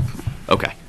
So by taking action on what you've proposed, that would come with the language that. So my motion then is to adopt the planning board's recommendations as stated, amend number 1 to allow all commercially zoned and industrial zone districts excluding Main Street, and to insert the amendments provided by Attorney Tree. That's my motion. Second. I have a motion and second. Councilor Squalia, you had the floor. I want to confirm that you are, do you have any further questions or comments? Assistant Solicitor Tree answered my question. Wonderful. With her proposed amendments. Wonderful, thank you. Councilor Boschman. On his amendment, I got a question, and forgive me for not knowing, and maybe the chief. I'd like to know why you're saying excluding Main Street. I'm gonna have to vote to expand it to all commercial areas. Where the town of Salem, Mass voted in their ordinance to let it grow into their downtown district. Why are we hesitant to let it go into our downtown district? As Councilor Donnelly says, we got a vast majority of empty buildings. As Councilor Green says, and Mr. Geronimo says, South Street has got all kinds of new buildings, and we hesitate not to go there, but we won't touch Main Street. So tell me, because I'm missing the picture here. Councilor Green is next. This is my ordinance. Yeah, I should be saying it. I guess my question to the planning board is, do we have the ability to have commercial or industrial space that is available for these vendors to, do we have a portfolio or something to present to them to say, oh, you want to open up a marijuana facility here in Fitchburg? Here are the facilities that can house you. Are there any properties here that you're interested in? What the inventory that we can sell or rent to these marijuana businesses? Right now, there's a short list of, their office made a graphic, a PowerPoint presentation just to give to people asking that same question for medical, because we identified 5 or 6 different locations. Right. And so, given the current overlays, yes, we do have that. I guess to just add on to that maybe a little bit, we did a little bit of research after the planning board meeting and just conducted sort of a sampling of different businesses, both within the overlay and also on Main Street, just because we wanted to get a sense of what people were feeling. And particularly to Councilor Caddy's question, if we have businesses that are looking to open up in a particular area, we don't want to detract them from doing so. And what we heard, number one, pretty unequivocally, to your point, Councilor Boschman, there were 0 property owners or business owners on Main Street who expressed any interest whatsoever in any type of establishment like that on Main Street. And as a point of clarification, you all might want to discuss with this zone, when you say excluding Main Street, are you actually literally meaning just the street or the zone surrounding it? Probably a discussion you should have. The second thing was, as we did have people knocking on our doors asking to open in zones that were not on those 6 overlays, the only one that actually pertained was the industrial zones. We did have people in industrial zones, and some of them you would already alluded to, who were looking to open in those zones and were not currently zoned for non-medical. But in terms of, central business district, particularly downtown, and certainly neighborhood business district, we did not hear any interest from anyone. Again, it was a sample size. We didn't get everybody, but that was sort of the general sense of what we heard. Thank you. And then to follow up with that, specifically number 2, to amend the definitions of RMD, MMD, and MMM, I want to make sure that, are you referring to RMD as recreational or retail in this case? RMD are what currently known as medical marijuana treatment centers. RMD is Look known, at number 2. right, to amend to the amend the definition definitions of of RMD. That refers to only the medical facilities? Is that what you Yes. intended?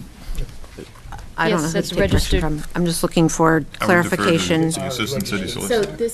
this section 2, paragraph 2, refers to amendments to the medical marijuana ordinance. And so all of those RMD, MMD, and MMM are all medical marijuana facilities. Okay, and then do we have a definition change to change and remove our use of using the word recreational marijuana to adult use marijuana? Leave the language of non-medical? We've been using non-medical. For the similar reasons why you want to use adult use. We didn't want to call it adult use because we think that the young people that are in the age of 16, 17 see something as, quote, adult, and that has an allure to it. So we call it non-medical. So in all of our regulatory, our ordinances moving forward, it will specify, Medical or non-medical. okay, and we will eliminate the word recreation. Absolutely, Counselor. Thank you. Counselor Zarella. So I have a proposed amendment to Councilor Gianatali's amendment, but as it regards public safety, I'd first like to address some of the concerns that he had surrounding what the safety issues are. From what I've heard, and perhaps the chief can confirm for me, it sounds like the issues are, number one, these are cash-heavy businesses, and therefore it's not necessarily like going to the supermarket or going to Cappy's or whatever. The customers and the employees are much more likely to be carrying cash. And also there's more of an issue of store security, I believe, where, correct me if I'm wrong, but it seems that someone would be much more likely to try to rob a marijuana establishment than Hannaford Supermarket or something for their product rather than for the contents of their registers. So that's, as I understand it, at least, that's some of the reason why we're concerned about safety and security. If there's... May I speak to that, Council? Chief, you may. My primary concern was visibility of the retail locations. Mhm. Visibility is going to be extremely important for our patrol officers when they're on patrol, just like package stores, to have accessible visibility to these retail locations. One of the concerns I had with Main Street was because of the density and lack of parking on Main Street, other than a few metered spots, especially with the configuration of Main Street right now. If we had them on Main Street, my fear would be that people would park in one of the parking garages, and you don't know what's going to happen with the exchange of product from one of the retail stores over to a parking garage. Councilor Boschman made a statement about the city of Salem. He's correct that there is some retail downtown, but those retail locations downtown have parking lots that are visibly well-lit in order for police officers, while on patrol, to have some type of compliance techniques at these facilities. We're going to be extremely tasked with creating compliance checks with this new industry that's coming to our city. We currently do it with our 19 liquor establishments, where we're always doing compliance checks to make sure that they're following the guidelines set forth by the ABCC and our local commission. Now, with the introduction of 8 new retail locations in the city, we're going to be taxed to new compliance checks with this new industry. Councilor made a great point where this is primarily a heavy cash business, so there's other concerns where if there's a lot of cash coming in and out of the place, there's security concerns there. I want to make sure no one's going to be robbed, make sure that it's in a safe, well-lit environment. So my concerns were addressing the safety part of it from a perspective where our officers are going to be tasked with keeping an eye on these businesses, making sure that they're being run in a proper manner, and to protecting people going to and from those businesses, and also encouraging youth to stay away from it. With a lot of our liquor establishments, whether it's an unclassified liquor store or a full-blown liquor store, when we drive by it, we can see if there's a congregation of youth out by the store. I heard one street in question, Mill Street. I would adamantly be opposed to Mill Street because of the density and non-availability of patrol officers going by to actually see what's happening at that location. Main Street is another challenge. And when I say Main Street, I'm only saying Main Street from the densest parts of Main Street, from Blossom Street up to the Upper Common. That's going to be extremely challenging to enforce whatever might be happening at these retail establishments. Counselor Zarella, does that answer your? Thank you very much. Yes, I'd like to thank you, Chief Martineau. That was very helpful, and I'd like to just highlight one thing, which is that, as Counselor Donnelly said, we shouldn't be thinking of the clientele of these establishments as degenerates. I don't want to imply that I'm concerned that the clientele will be a security risk. I'm concerned about the safety and security of the clientele. And so, for that reason, I would propose, as a compromise between the current plan and Councilor Gianatali's amendment, it sounds like the planning board used criteria surrounding safety and security to draw up these districts in the first place. I would propose that in the permit conditions section of the ordinance, we amend that to insert those criteria as express criteria for the grant of a special permit. So the planning board then, when considering an application for a new establishment, would review those conditions, make sure that the location has adequate lighting, visibility, etc. And if it is too dense or doesn't have good lighting, good sight lines, good patrol opportunities, then that would be criteria on which to turn down the application as an unsuitable location. That way we can still have, as Councilor Gianatali suggested, the entirety of the commercial districts, and as Councilor Caddy has also suggested, under consideration. But then if any specific location doesn't meet the right criteria, I very much understand what Councilor Caddy's saying about not wanting to zone out business owners. But if a given building is not suitable for a certain type of establishment, then it's just not suitable, no matter how profitable it may be. We need to look at it holistically. I think there may very well be locations outside these specific districts that may be suitable, but I'd want to see them considered on a case-by-case basis rather than a blanket permission with no consideration of those factors. There are other factors, certainly, that I know the planning board already considers under the existing ordinance, but I would like to see the safety and security factors made explicit.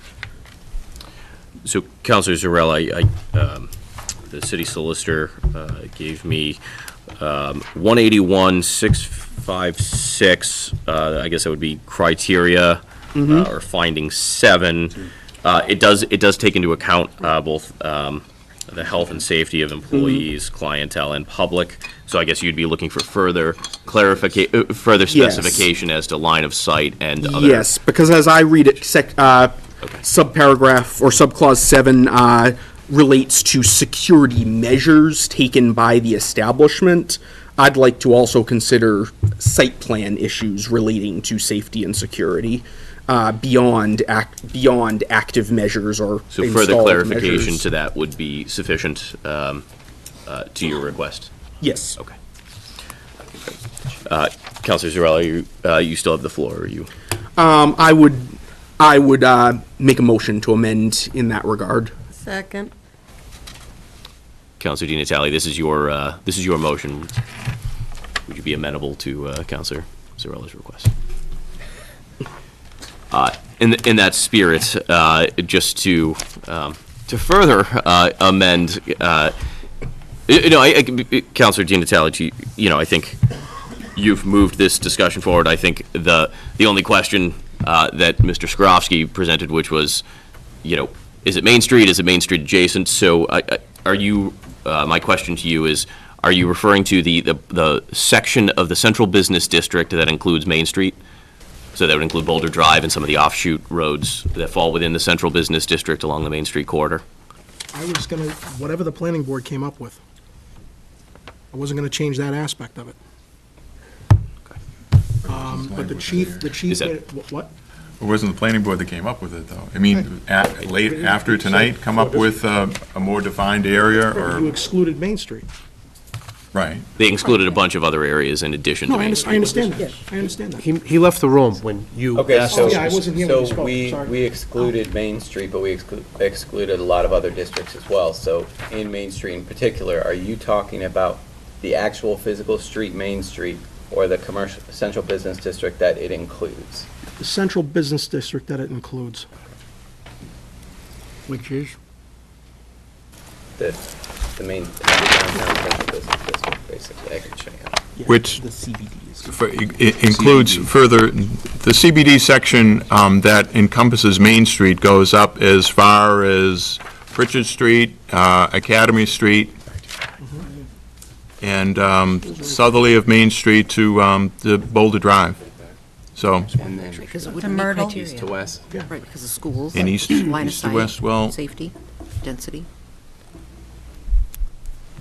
Pritchard, over Academy, down Academy, back to the Upper Common.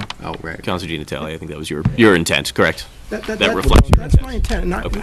I don't know if it's my turn to speak again, sorry. Oh, you're right. I guess I'm asking for a Main Street goes over clarification. Snow. Snow Street. Snow Street and, Okay, then I'm more, I mean, that's a lot of residential areas too around there, so the recommendation of the central business district encompassing Main Street, that's what I was talking about. But everywhere else, whether it's commercial or industrial, open it up, and that was, and I'll gladly add the counselor's amendment to that. I don't know if I'm gonna have to repeat everything again on what my motion is, because I don't know if there's any more amendments. When we get to that point, Counselor, I will try to encapsulate Okay. all of the amendments that have been made. I don't know where I am on the pipeline either. Am I not next? You are not, so Okay. so thank you for that clarification. I hope that gives you the clarification, Mr. Skrowski, that you needed to move forward. In the spirit of advancing the discussion, I'll give you the opportunity in a moment. In the spirit of advancing the discussion, at least in the hopes of getting to a vote this evening, I would be extremely amenable to what Councilor Di Natale has proposed with that amendment of the central business district and the security, encompassing the security concerns that both Chief Martineau expressed, and that Councilor Zarella's additional amendment. That said, Ms. Karen. I just, an observation, from moving from a specific type of overlay, like we mentioned, like the 6 districts that are proposed, to more of the industrial and central business district. The recommendation of the 1,000 feet was with those 4 to pretty much say, maybe one here and one here to really force them to look at different locations in the city. So just to make it aware that with the 1,000 feet and opening that up, you may get some clustering on one side of the city and others are not in other particular zones. That's all. So I just wanted to, so maybe you want to think about increasing that distance potentially. Is there a maximum distance to that? There's no cap that to There's that. no cap that to distance. that. It's Okay. however, right, so it's, again, I'm not sure how a mile looks Understood. on the plan, and with the number, certainly, that we have like 7 or 8. Sure. But if the intent is to open that up and allow, like, the free market to go, then be aware that, yes, it can go just anywhere in those locations, but it might not be where if you want it in a specific location. You've given good further fodder for further conversation. Thank you. Councilor Fleming.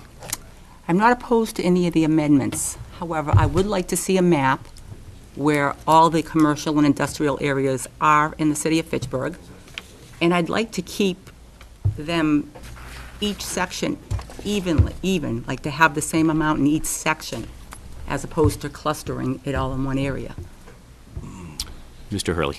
Since they do have to come before us for a special permit, rather than put a figure on the distance, could we just say that it would be based on our recommendation. However, we would have to keep in mind, we would try to avoid clustering, But you have to have a definition. You have to have a definition of that. not have a limit to the feet. We know what we want for clustering. I don't think we have to say it's gonna be a mile away from each other or 2 miles away from each other. A mile is a pretty typical retail distance. To that point, avoid could we have a, similar to those sub-points that would encompass security, could there not be one that says anything within 1,000 feet would be, a topic of conversation? So the 1,000 would be what would trigger the conversation. Anything under wouldn't meet the criteria, anything 1,000, well, I guess, no, So anything. if they go in at 900 feet, we're gonna say no? You have to have specific criteria. In order to actually deny, you really have to have specific criteria. Because a special permit is really more of a permissive permit. So you really have to be defend So your we would need to give you a criteria. hard line number. Right, that Okay. could be, and then maybe that could be reduced, let's just say, upon certain criteria. Thank you. Counselor Donnelly. Thank you, Mr. President. I thought I heard Councilor Green talking about responsibility of any government officials to be saying where it could be. I think private entrepreneurs or anyone that's going to go into business, it's their job to look for a location, and it's their job to find out if it's permissible. It's not government's job to tell them where it's permissible. I mean, that's how the free market system works, I believe. I think Mr. DeGeronimo will be able to tell us. But they look, they find a spot, they come in and see if they can get permission. It's not our job to hand out, you could hand out a zoning map if you want, but it's not government's job or any government employees to say, these are the spots you can do it. Not the responsibility. Counselor Di Natale. So, thank you, Ms. Karen, for that clarification. In my trusty meter conversion chart that I pulled up, a half a mile is 2,500 feet. So, I hate playing games here with the distances. I understand that the 1,000 feet was tailored to those 4 specific areas to avoid clustering, and I don't want clustering either.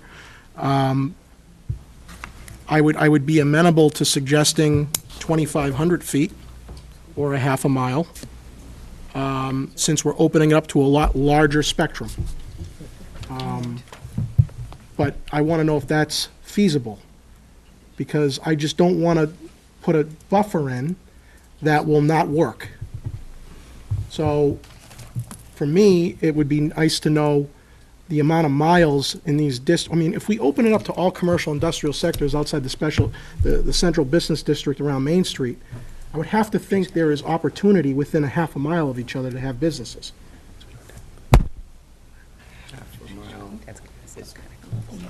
Is it still too close? I mean, It might be, so it's basically 1,000 feet where we originally came to that, it's basically a city block, so. Yeah. We're looking at 2.5 blocks roughly. okay, so, I mean, It's pretty close, I think. no, I know, I'm saying, okay, so then what would define clustering versus no clustering? Is it 5,000 feet? Is it 10,000? I just want to know. Frankly, whatever I'm told, I'm going to go with, because I want clustering, but I want to make sure it makes sense.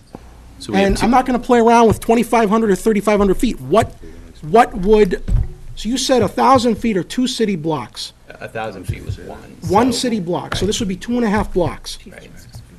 I mean, this is where I get into the ignorance part of it. I don't know if 5 blocks is adequate.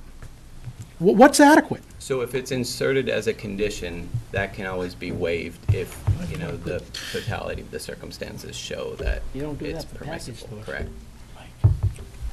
If it's allowed in the ordinance to be reduced, Right, yes. right, as we have with the Yeah. 300-foot buffer, that's what I was getting to. So we're So saying, we that could we're set- saying that we have to have a limit, however, we can waive it.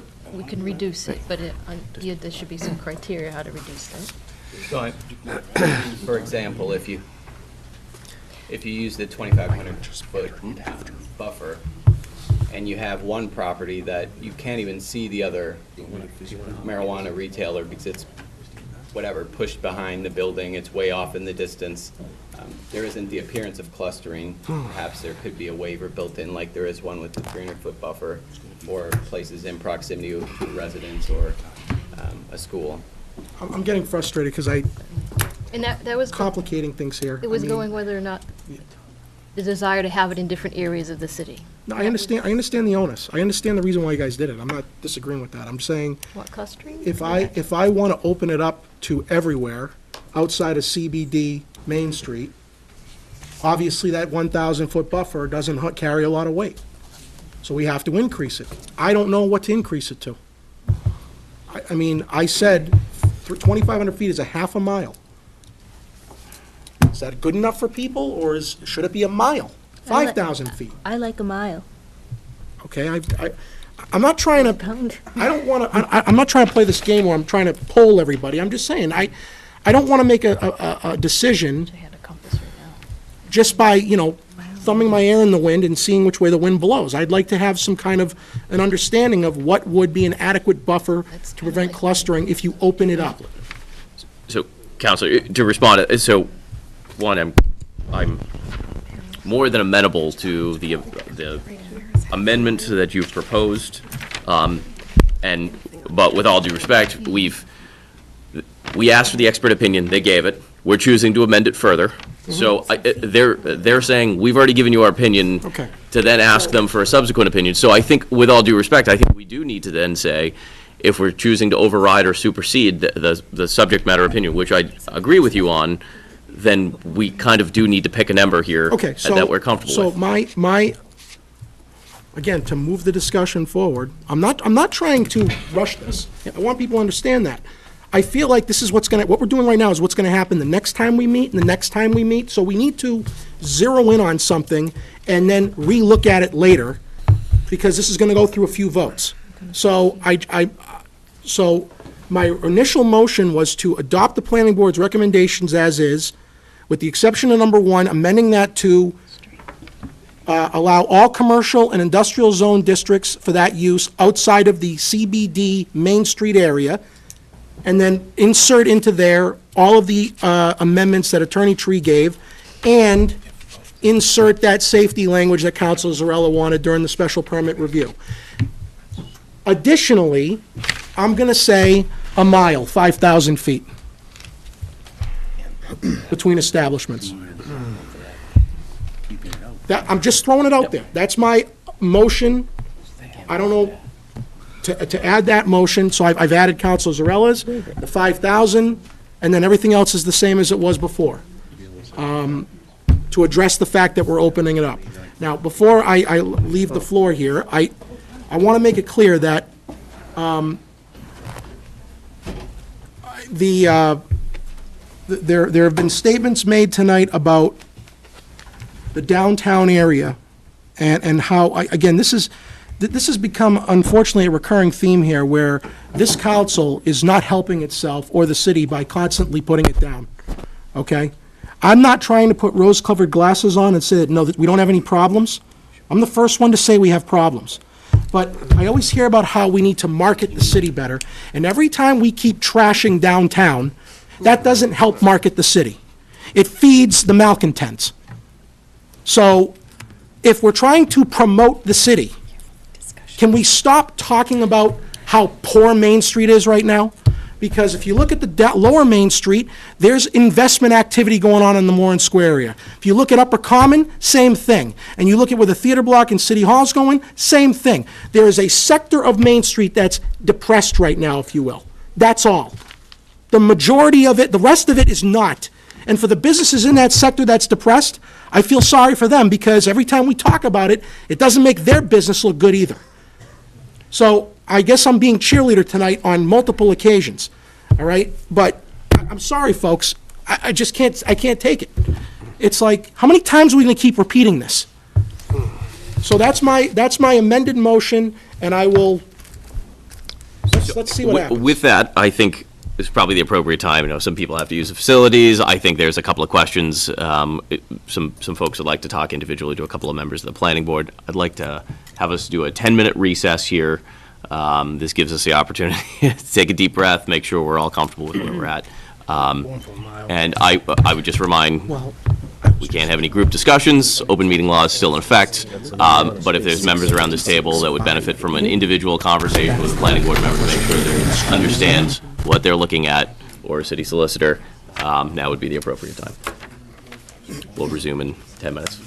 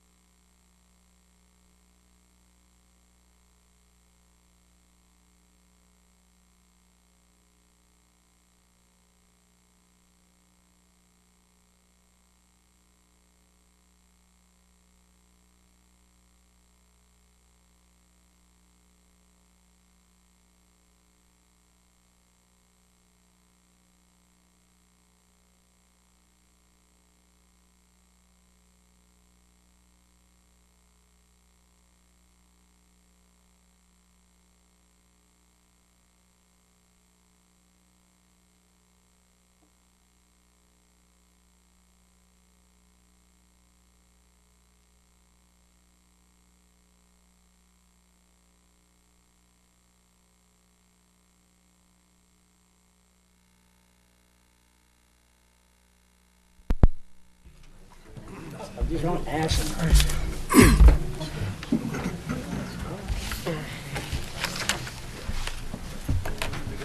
Solicitor Pusateri, I'm going to have you join. Okay. You all set? I'm not voting. Okay.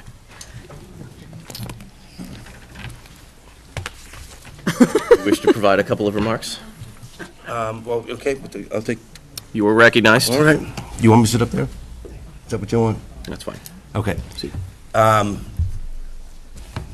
My friend Councilor Di Natale is always the man that says, and excuse me for my voice tonight, I need to listen to the subject matter experts. Subject matter experts have talked to us. The Cannabis Control Commission, especially through Jen Flanagan, has told us, take it easy, go slow. Keep your areas confined so we see how things roll out. Our chief has suggested, let's be mindful of policing. Take it easy, go slow. Let's keep it with some confined areas with good visibility. We've worked in the business now, negotiating with different people who are actually in the business of dealing the marijuana, growing, cultivating, processing, and now retail, non-medical. They've even said, it's a confusing area. It's constantly evolving. It's new all the time. In fact, there's a bill pending up in Boston still to further amend this law that we're trying to implement here. And they say, take it easy, let's go slow. Confined areas. And all of that, we went to the planning board. We spent hours. They took evidence from the chief. They took evidence from the general public. They identified some areas. They made some confined areas. Every subject matter expert that's looked at this has provided advice. And when we get these questions, can you give us some more additional advice? Well, it's very difficult to provide people advice when they're going down a path 180 degrees in the direction that you've already advised them not to go down. So whether it's 1,000 feet or a mile or whatever it is that you guys decide at this point in time, you've already disregarded all the subject matter experts. I've taken my 90 seconds. Thank you. Thank you. So I have a number of counselors who are looking to speak. Counselor Di Natale will be first. I also have then Counselor Squalia, Caddy, Zarella, and Donnelly. Are there any others that need to be added to the list at this time? See none. All right. Counselor Di Natale. So I just want to make it clear to the public that 80% plus of the recommendations the planning board is submitting, my motion is to accept, with the exception of opening it up to more areas. So I'm not ignoring the subject matter experts. In fact, at the meeting when we voted to increase the licenses from 20% to 40%, Councilor Zarella mentioned that we had 9 unrestricted wine and alcohol, and 9 unrestricted alcohol licenses. And I'm not trying to put people on the spot, but I remember Chief Martineau sitting there and he said, that I can understand. And that's why a lot of us voted for the 40%. So I'm not ignoring people. I've had a lot of people call me and say to me, do not restrict it from Main Street or the central business district around there, and I'm listening to the chief and the planning board on that one. The only thing I recommended be changed is opening it up to more areas while maintaining all the buffers. Everything else they recommended is staying the same, and we're adding the attorney's amendments as well. So, yes, we went from 20 to 40%, but we didn't hear the chief say, don't do it, or anybody else say, don't do it, and we did it. And again, the chief is one subject matter expert who I lean on significantly. And in the case of tonight's vote on Main Street, I myself am supporting his testimony along with other people's testimony, like Mr. Skorsky, who also had some concerns. And there are going to be people that vote for me that aren't going to be happy with that. So I take exception, and I disagree strongly with the statement that we're ignoring the subject matter experts. So my motion is to amend, my motion is to adopt the planning board recommendations as written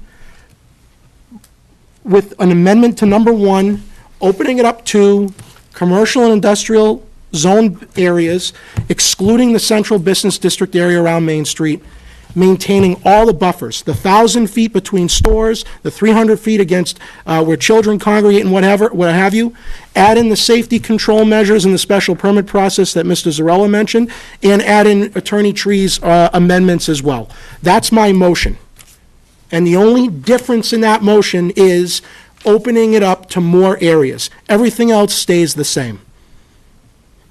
That's my motion. Second.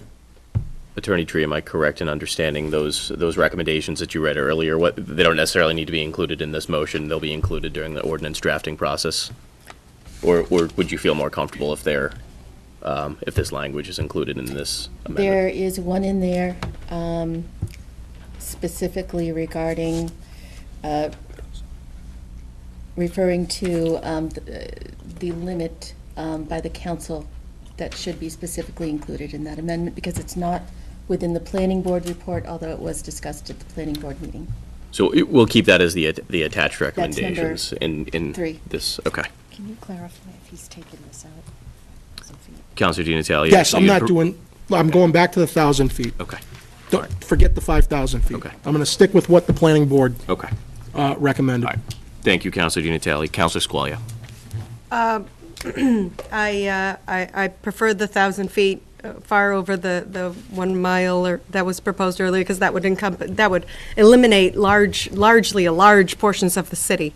So and originally, when we had these 6 proposals, I felt the 1,000 feet was a little restrictive. David Streb sent a good message where on that note, while this distance may be workable in larger cities, in Fitchburg it would be onerous and an unfair burden to proposed retailers or storefront owners who find themselves in violation of that 1,000-foot distance due to our relative size and another retailer who happened to get a location earlier. But with this proposed amendment, it opens up to larger swaths of the city. So the 1,000 feet makes it a little more reasonable, especially as a starting basis. Like, for example, on John Fitch Highway, you'd be able to have 2 or 3 locations with the 1,000-foot buffer. Or within the Water Street area that was originally proposed, you'd still only be able to have 1 location that would fit within that 1,000 feet. So the 1,000 feet, I feel like, with this, opening it up to all the business districts and the industrial allows for, a good compromise. And I don't feel that we're disregarding anyone's suggestions. I agree with Councilor Di Natale. We are adopting the vast majority of all the proposals put before us while amending very few. We are amending from the minimum state-required 20% up to the 40%, and we're amending some of the language, and then we're amending the locations of the proposed retails. And so I'd just like to also echo my support for Councilor Di Natale's proposed amendment. Counselor Caddy? So, I'm ready for a vote, but just want to make a comment. I think this was a real good meeting tonight. I mean, everyone spoke very well. I think for the most part, we got along. Just a question I have, when we touched on it during the break. There are areas in the town where you probably wouldn't want to have 2 places within 2 blocks of each other, 3 blocks of each other. But there may be areas in the city where they could be across the street from each other. Each area of the city should be site-specific. But I think, Linda, you mentioned it, and Mike, that there may be a way that the planning board, if someone comes before you, and in fact, someone wants to open across the street from another place, that you may be able to do that somehow with a special permit? If you set the level at 1,000 feet, it's 1,000 feet. If you say 1,000 feet, but able to reduce it, then you have to establish by what criteria we would look at to be able to reduce it, and say 800 feet, 500, So I would 200. encourage that, because Or you just don't have any distance at all. Mike and I spoke when we grew up. Option. There used to be a variety store right next to each other where we grew up. In the patch, there used to be three butcher shops next to each other. Today, if you want to open a restaurant, you open it next to another restaurant. So I want to just go back to what I said, is that there are areas in the city where you may not want them 2 or 3 blocks from each other, but there may be an area where you want them close to each other. So if there is a way that you could do that and allow that and leave it your prerogative, to me, that makes a lot more sense. But again, I'm ready for a vote. Counselor Zarella, but just before that, I'll just mention it was an email by David Streb, a resident, was referenced earlier, that'll be entered into the minutes. That letter will be entered into the minutes with the city clerk. Counselor Zarella. Actually, this is speaking pretty much exactly to what Councillor Caddy was just speaking of. I think if we look at the current proposed 181-656-5A, which is the section that deals with the buffer zones for the schools and parks and playgrounds, etc., we have language that says 300 feet, but the planning board may reduce this distance if it would meet, all the purposes of the ordinance and whatnot.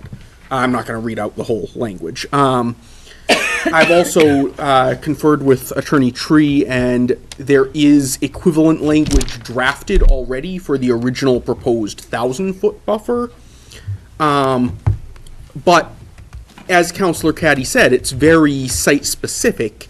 1,000 feet might be just enough or too much in some areas, but not enough in other areas. So my suggestion, in fact, counterintuitive though it may seem at first glance, would be to set the buffer zone at a mile, as the planning board has suggested, but include that language that says basically if the planning board thinks it's a good idea to put them closer, if it feels that it would meet the criteria in the purpose section of the ordinance, then it can be done, because that gives a lot of sort of tunability. It gives them the option to deny anything that's closer than a mile if it's a bad idea, but then they can go down to across the street from one another or next door to one another if it meets the purposes of the ordinance, if it promotes the purposes that we've outlined here. I think that allows for people on the planning board who have actual expertise in this site-specific analysis to make those decisions, and then that way we're not stuck trying to say anything that's more than 1,000 feet is fine, because there might be a particular district where 1,000 feet isn't good enough. But by the same token, if there's a really great spot where it makes sense to have two that are within a stone's throw of one another, or within spitting distance of one another, then they're at perfect liberty to say, okay, you've made your case, it's a good case, let's go with that. I think it makes a lot more sense to do it that way than for us to try to guess what distance is appropriate now that we're looking at such a vast swath of the city with such disparate conditions.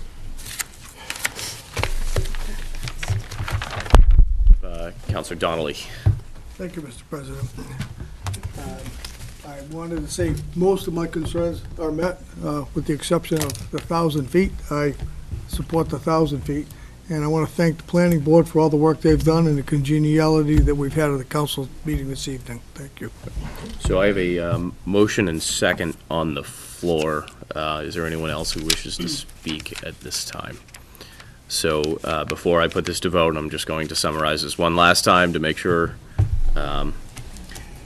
This is to move to accept all of the recommendations 2 through 5 and amend 1 to include all commercial and industrial areas except the Main Street Central Business Districts, and incorporating the attached Attorney Tree's recommendations that were read earlier, as well as 181-656 subclause 7 clarification regarding public safety and line of sight concerns. I have a motion and second. All those in favor? Aye. All those opposed? One in opposition? Motion to carries. approve the ordinance as amended. Sure. Yeah, but motion to approve as amended. Motion to approve as amended. Second. I have a motion and second to approve as amended. All those in favor? Aye. All those opposed? One in opposition. The motion carries 10-1. Move we adjourn. Second. I have you don't say. I have a motion, in councilors, just to clarify, this is not serving as the first reading. Solicitor Pusateri and Assistant Solicitor Tree will now draft the ordinance and put this in front of us for the next city council meeting. And you'll have an opportunity to ensure that the language reflects accurately the conversation and the vote that we took this evening. That said, I have a motion and second to adjourn. Speaking on the motion, Councilor Green. I just have a few announcements, if I can, please. I would like to give a big thank you to another great disability awareness event that was held just last week. It was very well attended, and I appreciate the hard work that that commission put in to pull off that event. And just to mention, tomorrow, Wednesday evening, is the Community Development Celebration from 4:30 to 6 at the Fitchburg Public Library. It's where you can come and learn about all the projects from the various community partners that the Community Development Department has worked with over the years. And I would also like to point out that April is Autism Awareness Month, and as we learn every week in council that it takes a village to raise a child, it takes a child with autism to raise the consciousness of the village. Autism doesn't come with a manual, it comes with parents and educators that never give up. As a community, we will continue to see the able, not the label. Councilor Boschman. I just want to tell the people Ward 2A and 2B that the city is going to start sweep in our area April 9th. They'll have 2 shifts, and they're asking the homeowners to clean their sidewalks and put it in the road, but do not put it in piles, and they'll pick it up. Thank you very much for everything. And to Councilor Boschman's point, these have been, the street sweeping schedules have been posted to the city website under the Public Works Committee section, under offices on the website. So I'd encourage you, if you're looking for that schedule, you can find it online. If you don't have access online, sorry, ward councilors, myself included, feel free to contact your ward councilor, who would be happy to provide you that information. Councilor Di Natale. I just wanted to quickly recognize that Fitchburg lost one of its best this past week.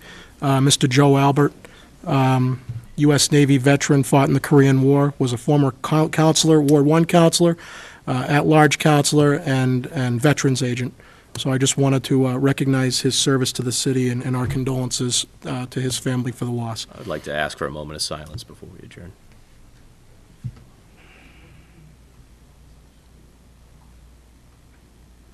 Thank you. I have a motion. Councilor Zarella. I would like to thank Councilor Green for her recognition of Autism Awareness Month, and to just point out to any autistic children or parents of autistic children who might be watching, I myself have Asperger's, a mild form of autism, so I'm sitting here on the city council. There's no reason that children or parents of children with autism should see it as a barrier to a successful life. Thank you, Councilor Zarella. Thank you. It's an inspiration. That said, I have a motion and second to adjourn. I'm feeling optimistic about this one. All those in favor? Aye. All those opposed? We are adjourned. Thank you, councilors.